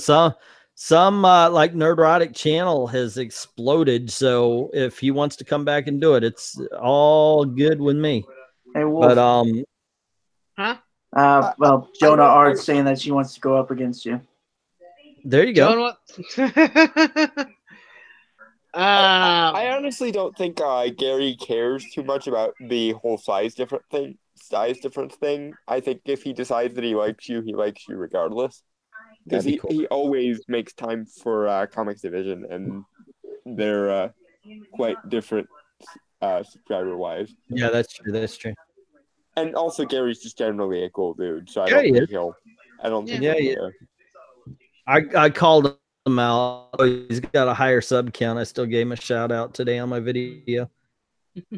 Well, I mean, if a person's good, the person's good. It doesn't really matter how many subscribers they have. Okay, so here is the questions that Frugal and Division gave us, me and my brother, to throw us was, who is the better Spider-Man writer, Nick Spencer or Dan Slott? Who's the better character, Swamp Thing or Man Thing? Peter Parker is better single or married? I remember this. I think I was the third judge on this, wasn't I? Yeah, best sex scene, best comic book sex scene. Which comic character memes are best, and who is the best Hulk, Banner or Cho? Yeah, you. I remember on that sex scene one, you for some reason picked. Was it Big I don't know why. I just Mr. Miracle? Yeah. No, it was Big Barda and Superman, the one where they did the porn movie. Dude, you should do my mind. Wait. There are sex scenes in comics? A couple. You, sir, have a lot to learn. What did Chef? Well, I'm reading Invincible right now, and it's alluded to, but it's never really shown. Sir, called Ironwood. Yeah, I mentioned the Superman Big Barda where they were forced to make a porn film, so it was almost like rape. Oops. Dude, I can give you two better scenes right now: Batman and Catwoman on the roof, and Green Arrow and Black Canary on the balcony. Yes. And had I it a little bit instead of just yelled it, that would be what I would have also. Yeah. But I literally, it popped in my head and came out the mouth without even thinking about it. Mm-hmm. Yeah, that was fun. I think I also got the which Hulk is better question, and I ended up defending Cho, and I think you were one of the judges on mine, and you gave me the point for mine as well, I think. Wait, did you? Let's see. You had best character created in the 2010s, worst animated comic book movie, worst comic book movie casting, digital or floppy, and best comic book womanizer. and Cast Hal Jordan. Those were your I could have sworn that I got best Rob. No, it was in the finals. Oh, that's right. Because the very end, because I was rehashing questions. I was giving questions to that we already used because I didn't want to use new ones. Yeah, I could see that. And my argument was something like, because you can only really do the inner monster / Hyde and Jekyll thing with the Hulk so many times, whereas with Cho you could at least show what a regular person would do with that kind of power, or something like that. Elijah the Ahriman went up against Just Some Guy. Mm-hmm. Right, I remember that one. Yeah, I don't think I was on that one, but I remember watching it later. Yeah, they got some decent ones. What What matchups would you like to see in next season? Wait, what? I'm sorry, say that again. What matchups would you like to see? What I like to see: Erotic Channel versus Unranked Chevron. That I was in the finale with Unranked Chevron, and that was one of the hardest debates. I was pulling shit out of my ass. Unranked brought that, like, damn. I mean, really good. Unranked is a very quiet person, so you would not think he would go all in on a thing, but my word. He told me he actually was a debater. He actually knows how to debate, and he knows how to debate positions that he doesn't believe in even. Oh, yeah. So that's one of the reasons why. Now, when we did the championship, it was all the way down to the wire. We did all 7 questions. So I'm very proud about that. When I heard that was the case, I was like, yes. It was basically my comic book knowledge versus his debate skill. And I put up a fight. And it also makes sense because yeah, we had a conversation afterwards, and yeah, that's what it came down to. But I'm not in the next season forever and ever again. Amen. I'm never going to be competing in it again because I don't want any kind of scandal. Yeah. I don't want any kind of scandal to it. If I'm going to put up prizes, I don't want the possibility of me winning and then people, oh well, you're just full of shit, you know. Rigged because you wanted the prize, yada yada. Yeah, because this is something I find I am very attached to. I love the comic book Thunderdome. I want to keep it pure. So, and it doesn't matter if you've been on my live stream 100 times or it's your first time, you're going to get a fair shake because the fun of the game is not knowing who's going to win. Yeah. It's like the most fun I have with the Spirit Awards and the Gabbies is the afternoon beforehand where I'm tallying the votes because that's when I learn who wins. Mm-hmm. Yeah. Yep. I was just some guy. Manga and comic mix to push for who is the best nerd. That would be fun. I would love to debate just some guy. He's got his shit together, but as far as manga is concerned, he'd whip my ass left, right, upside down, backwards, twice on Tuesday. Yeah, I could absolutely argue with just some guy about manga.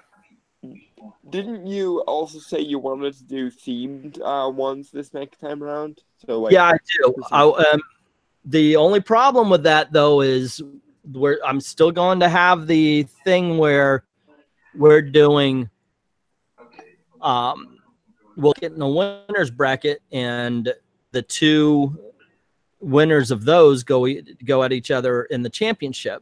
So if you come in on a themed Thunderdome, don't expect the same. Yeah, is it really fair if you do the ones and they're not themed questions or? Well, that's the thing. You could say, well, I only like I talked to Doug and he wanted to do a Spider-Man themed one. And I'm like, okay, we could do that for you. But if he goes forward, he's not necessarily going to get Spider-Man. Yeah, he's not necessarily going to get Spider-Man. But I would love to do a Spider-Man themed Thunderdome. And there's certainly enough there to go from. And I know exactly who we need to put as his opponent. So if she's willing to do it, Nerd Wonder. absolutely. Would you not love to see a comic book Thunderdome where it's where it's Doug versus Nerd Wonder? That is a fucking You didn't even teacher. have to say her name, and we're just all, yep, Nerd Wonder. Don't even need to. I would love to do a Green Lantern Thunderdome against somebody. I wonder what Ethan's doing. I have never seen Mr. E be more unsure of himself than he was in that first live stream with Ethan. Ooh, I know exactly who. Chef Jack is a. I mean, if you remember what his avatar was for the longest time. Duck Dodgers from the Green Lantern parody episode. Yeah. Eric Breen is saying Doug would crush her. I don't know. We'll see. Nerd Wonder has a penchant and a habit of being very good at arguing. Yeah. Hold on. I have an idea how Doug could win. If he brings up one more day, it's over. Because Nerd Wonder's going to lose it. Yeah, but wouldn't they both explode? Because let's be honest, one more day is the Universal Spider-Man fan insult. What's the best storyline? One More Day or Dead No More, The Clone Saga Part 2? Was that Nerd Wonder? What's the best storyline? One More Day or Superior Spider-Man? Ah. I actually read some of the slots run. I mean, like the Spider-Verse stuff, I got those, but that's pretty much it. Yeah. Not bad. I'd like to do a magic-themed one, but I don't know anybody who would be my opponent on that one. We'll make it Eric just so that he can troll you and hurt your feelings. If you do I don't know that much about the magic one, but if you do magic / cosmic, I'd be down for that. That'd be interesting. Yeah, I could do that. But the championship would not be themed, so be careful about coming in on a themed thing. My initial one wasn't themed, and I did okay on that one. So. Okay, here are some manga and anime questions I wrote down. Best waifu, best mascot, best character, best team anime, best chibi, best art style, best epic anime death, best mecha anime, best most mech, most iconic anime character. What superpower do you Nightwolf versus Mech-Anarchy? What? Me versus who? A mech argument. You're gonna have to do Nightwolf versus Mech-Anarchy. That's fun. And then I had best fighting game, worst fighting game, best and worst shooter, best and worst RPG, most controversial anime or manga. Down some questions for him. Yeah. Here's one for Dalton. Best magical girl series.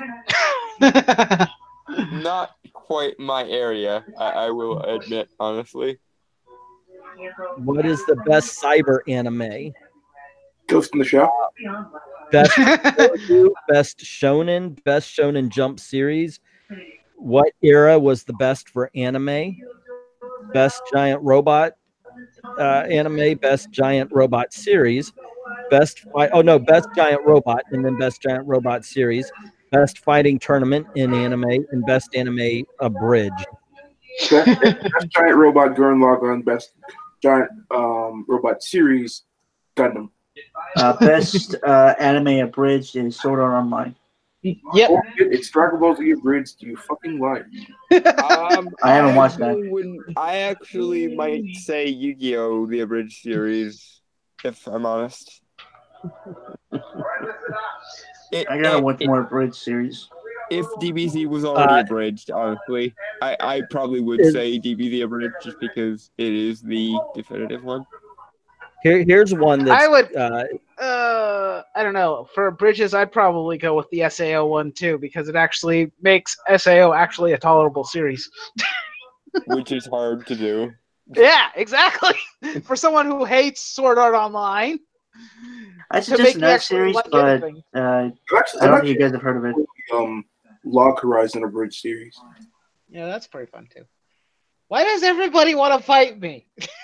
Why do my mods hate me tonight? It's not that exciting fighting him. You made a historical travesty of yourself the last time. That's why. You think it's an easy? You think it's an easy target? That's how it is. Huh? No, basically, we're just encouraging you to get better, Nightwolf. People are actually trying to help you here, I think. Yeah, I don't know if that's how I'm getting the vibe from Joan and Mariah right now. It's like it would be like, who's the best Daredevil, Ben Affleck or Charlie Cox? Well, I'm out. Wait, what? Somebody gets stuck with Ben Affleck, and it's like, I forfeit entirely. Ben Affleck at least looks like he could kick some ass. Charlie Cox. You could genuinely make the argument, though, that that's kind of a detriment to the character because Matt Murdock isn't supposed to look like he can kick your ass. That's one of the things that makes him. Matt Murdock is capable of lifting 400 pounds, according to the official Marvel handbook. So he is supposed to be a guy who looks physically imposing. Charlie Cox, on the other hand, is as short as I am. And in no way, shape, or form, when I walk into a room, will anybody go, well, that's the guy that could kick my ass or that could do all those martial arts moves. Ben Affleck, in the shape that he's in, looks like he could do the job. He looks like Daredevil should look. Charlie Cox is okay at what he does. He's okay at the acting job. However, does he have an Oscar? No. Ben Affleck, bingo, does. Thank you very much. Having an Oscar is no indicator of talent. Yeah, not in this day and age. Definitely does have an Oscar. We're not talking about this day and age. We're talking about nearly 20 years ago. Also, if you did notice, we didn't even get a real bullseye out of the Charlie Cox thing. He has never been against real bullseye. So, yes, I would say, hands down, Ben Affleck, that's Daredevil. And that's how you win from the argument instead of the actual objective truth, because no fucking way in hell do I actually believe. I mean, yes, of course, Ben Affleck being over 6 feet tall and he keeps himself in very good shape. Yeah, he actually looks like he could kick ass, but in no way, shape, or hell is that. I would argue that we've got to see more of Charlie Cox's Daredevil in action than we ever got to see of Ben Affleck. So we got to see him go up against. Okay, we got to see him go up against Ben Affleck. Ben Affleck's Daredevil can make an 18-foot vertical leap. Can Charlie Cox do that? No. Ben Affleck is better. It took me about 3 seconds to realize what you were doing with the demonstration thing with Teen, but for those 3 seconds, I was so confused. Yeah. And then it was like, oh, he's doing the demonstration thing. Okay. Yeah, I'm doing a demonstration. Yeah, that's what that is. Hold on, Angleton. Daredevil's Ben Affleck's Daredevil is essentially wearing leather. Charlie Cox actually has the armor. Okay, that's good because Ben Affleck would actually punch him harder. He would punch through that. Oh, by the way, this is the question that Nightwolf got. Best comic book boobs. It wasn't. Nobody said Power Girl, but yeah, you would think that would come up. But it was Nightwolf's choice was. Do you remember? It was Gamora. Gamora, and Crumble Point was Mary Jane Watson. He had the better argument too, so he did win. Yeah, I know he won. Yeah, he won 4 to your. He had the objective truth and the argumentation on his side. Yeah. And if I gotten that question, I would have destroyed Crumble Point. I'm telling you right now. I think more people would be on the side of Power Girl than anyone else. I mean, Power Girl is almost known for her boobs. Yeah. Oh, by the way, that one video I did where I was talking about Power Girl's costumes got demonetized for sexuality. There was hardly anything sexual about that video. There wasn't anything, but I got it back. And, I fought it and I got it back, but it was almost immediately. I was like, wait, what? And I sent a message. There is nothing copywritten. There's nothing bad. There nothing can, we'll take a look.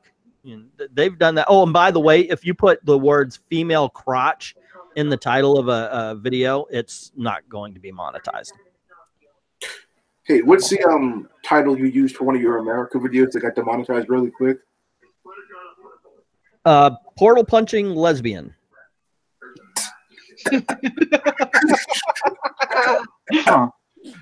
An accurate description of the character. That's what she described herself as. So I actually put America Chavez, the portal punching lesbian, and they did not like Demonetized. that. What's her story again? She's a portal punching lesbian. Okay, so she's from an alternate dimension that is basically a all-female utopia. That was created by these two I think both deities are female, aren't they? Yeah. The deities that created her dimension.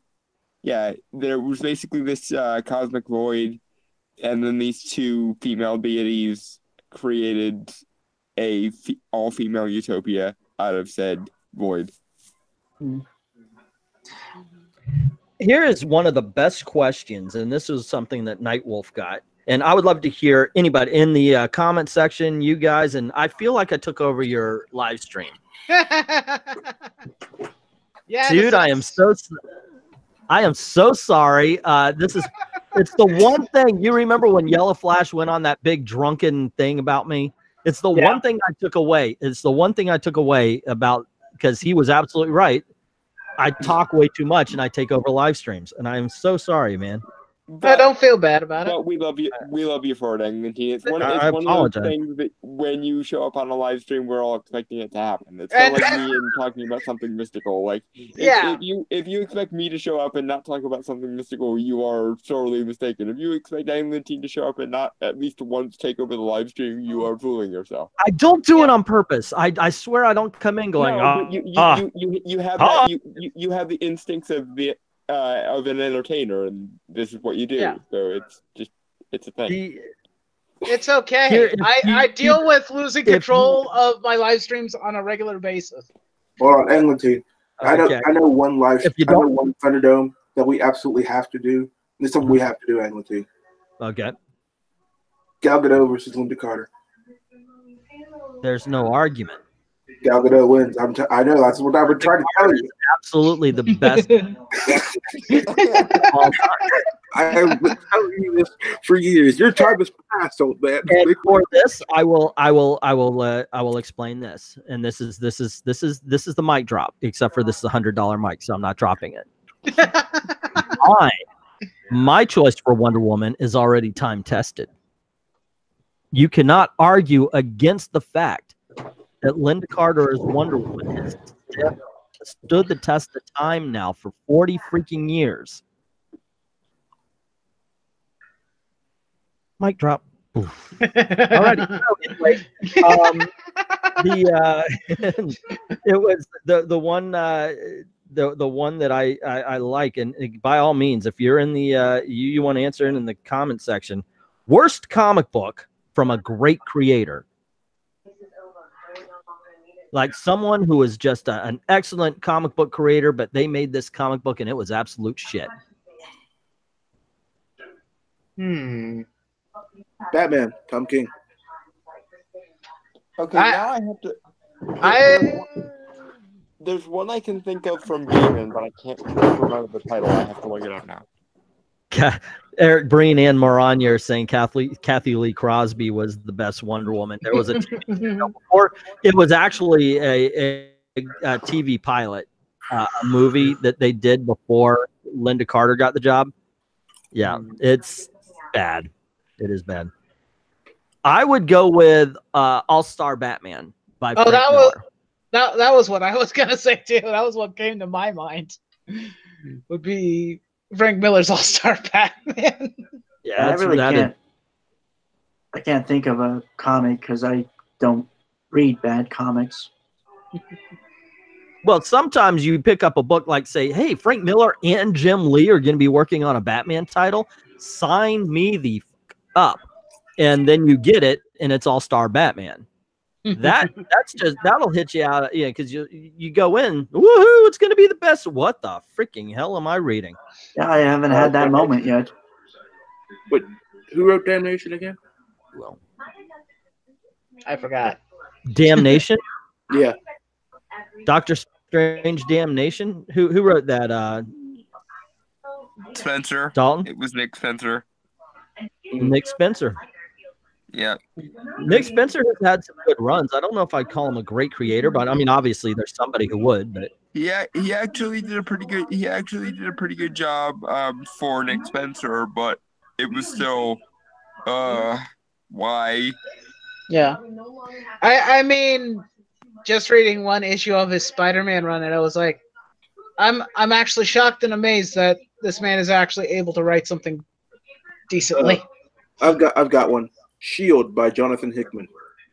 oh, the one that came out just like last year, the year before.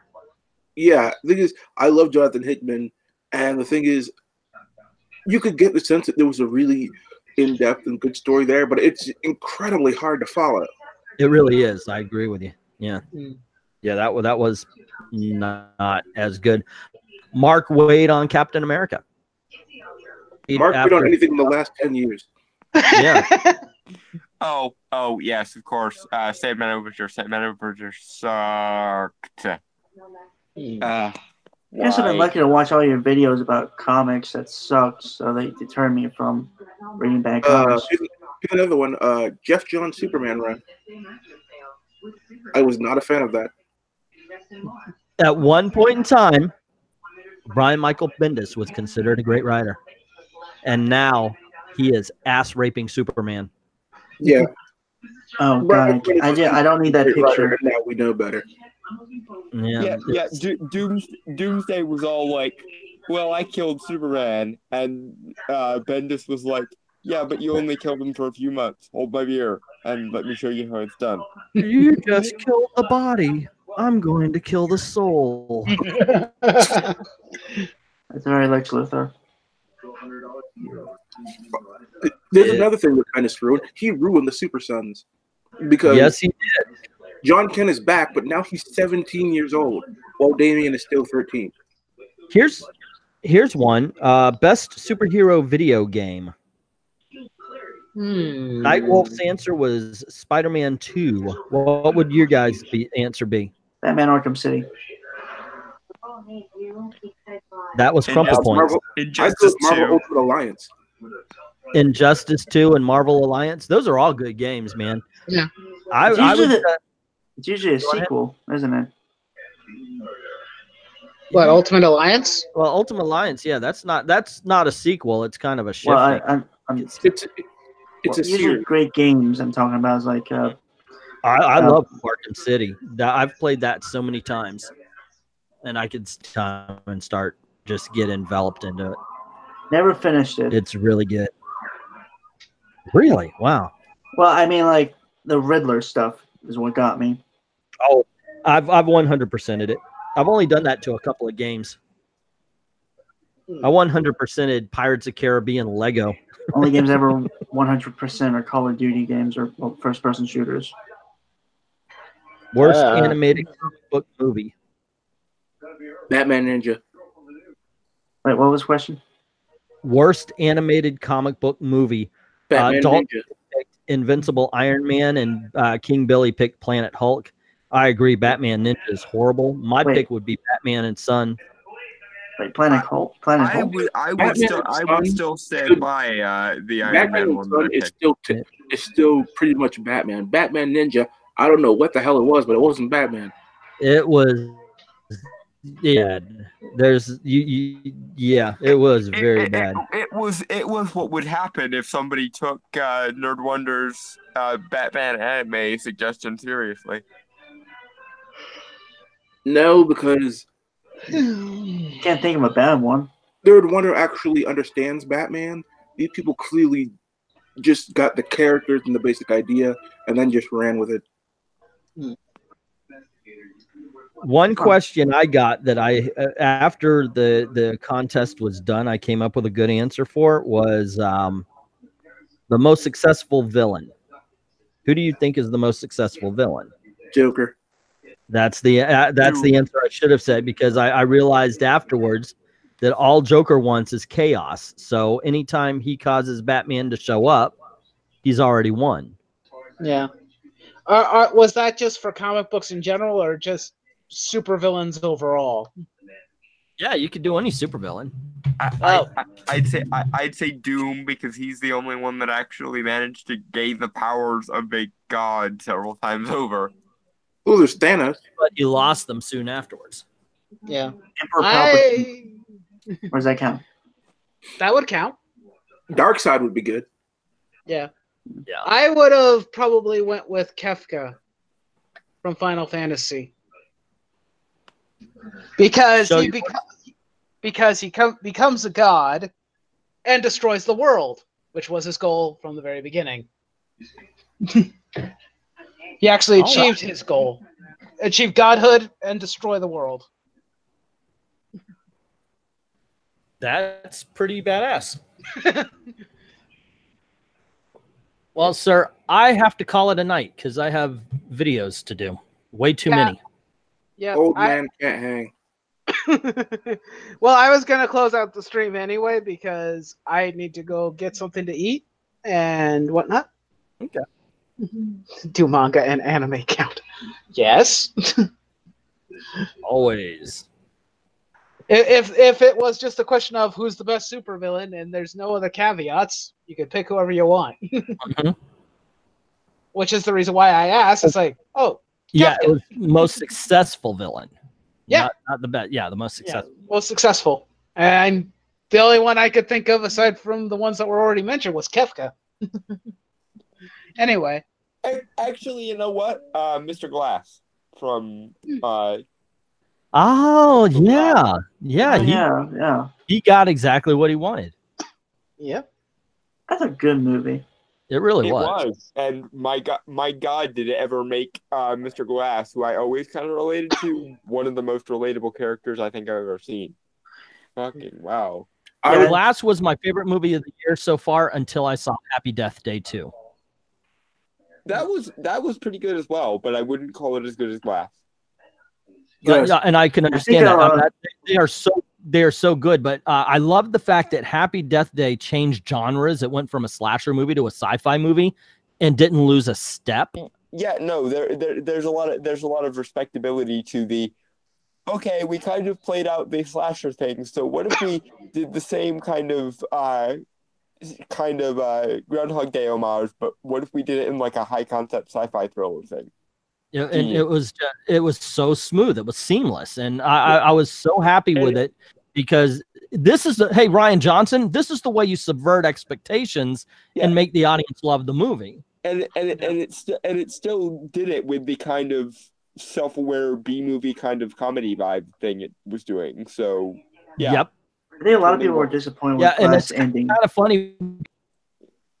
Well, I can understand if you go in there expecting you're going to come out either like myself, whereas I was actually really cool. I knew the ending going in, so it wasn't going to surprise me. Because I always like to know the spoilers of any movie I see, so that I can actually spend time analyzing it rather than experiencing it necessarily. And I love it because it's a perfect ending to Mr. Glass's story, which it should be. It's called Glass. Because I can understand, especially from his point of view, why that seeming loss is not a loss for him, because to him it doesn't matter if he dies or not, if he dies for the right thing, and to him the right thing is expose that these things exist and let the world deal with the consequences. Well, I did find one issue with the ending, though, is that I know that... I haven't seen the movie yet. Please don't spoil. Yeah. He's like me, doesn't like the spoilers. I understand. Hey, watch the movie. For the love of God, watch the movie. It's awesome. I will when I get a chance. It's the best M. Night Shyamalan movie, full stop, at least in my opinion. Yes, I think it's better than Sixth Sense. I guess I can say, like, the best way I can say without spoiling it is that it doesn't do. It critiques. I would say it kind of critiques modern superhero movies in a way, where it's ending. I don't With the know. third act. With the third act is what I'm. By the third act. I don't think it does that. I think one of the things I liked more about Glass than I did Unbreakable is Unbreakable was kind of doing the deconstructionist thing, whereas Glass was just like, okay, we started doing the deconstructionist thing, but what if we just kind of lean into it and go all in? And that to me works. That was the only real complaint I had about Unbreakable was it did it too deconstructively. But with Glass, it was like, okay, we started with the deconstruction. What if we just go all in this time? And that was a smart move. And I will say I do wish that that there's at least one death in there that I wish was not a death.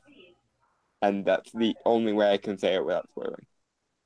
Yeah, I think I know what death you're talking about.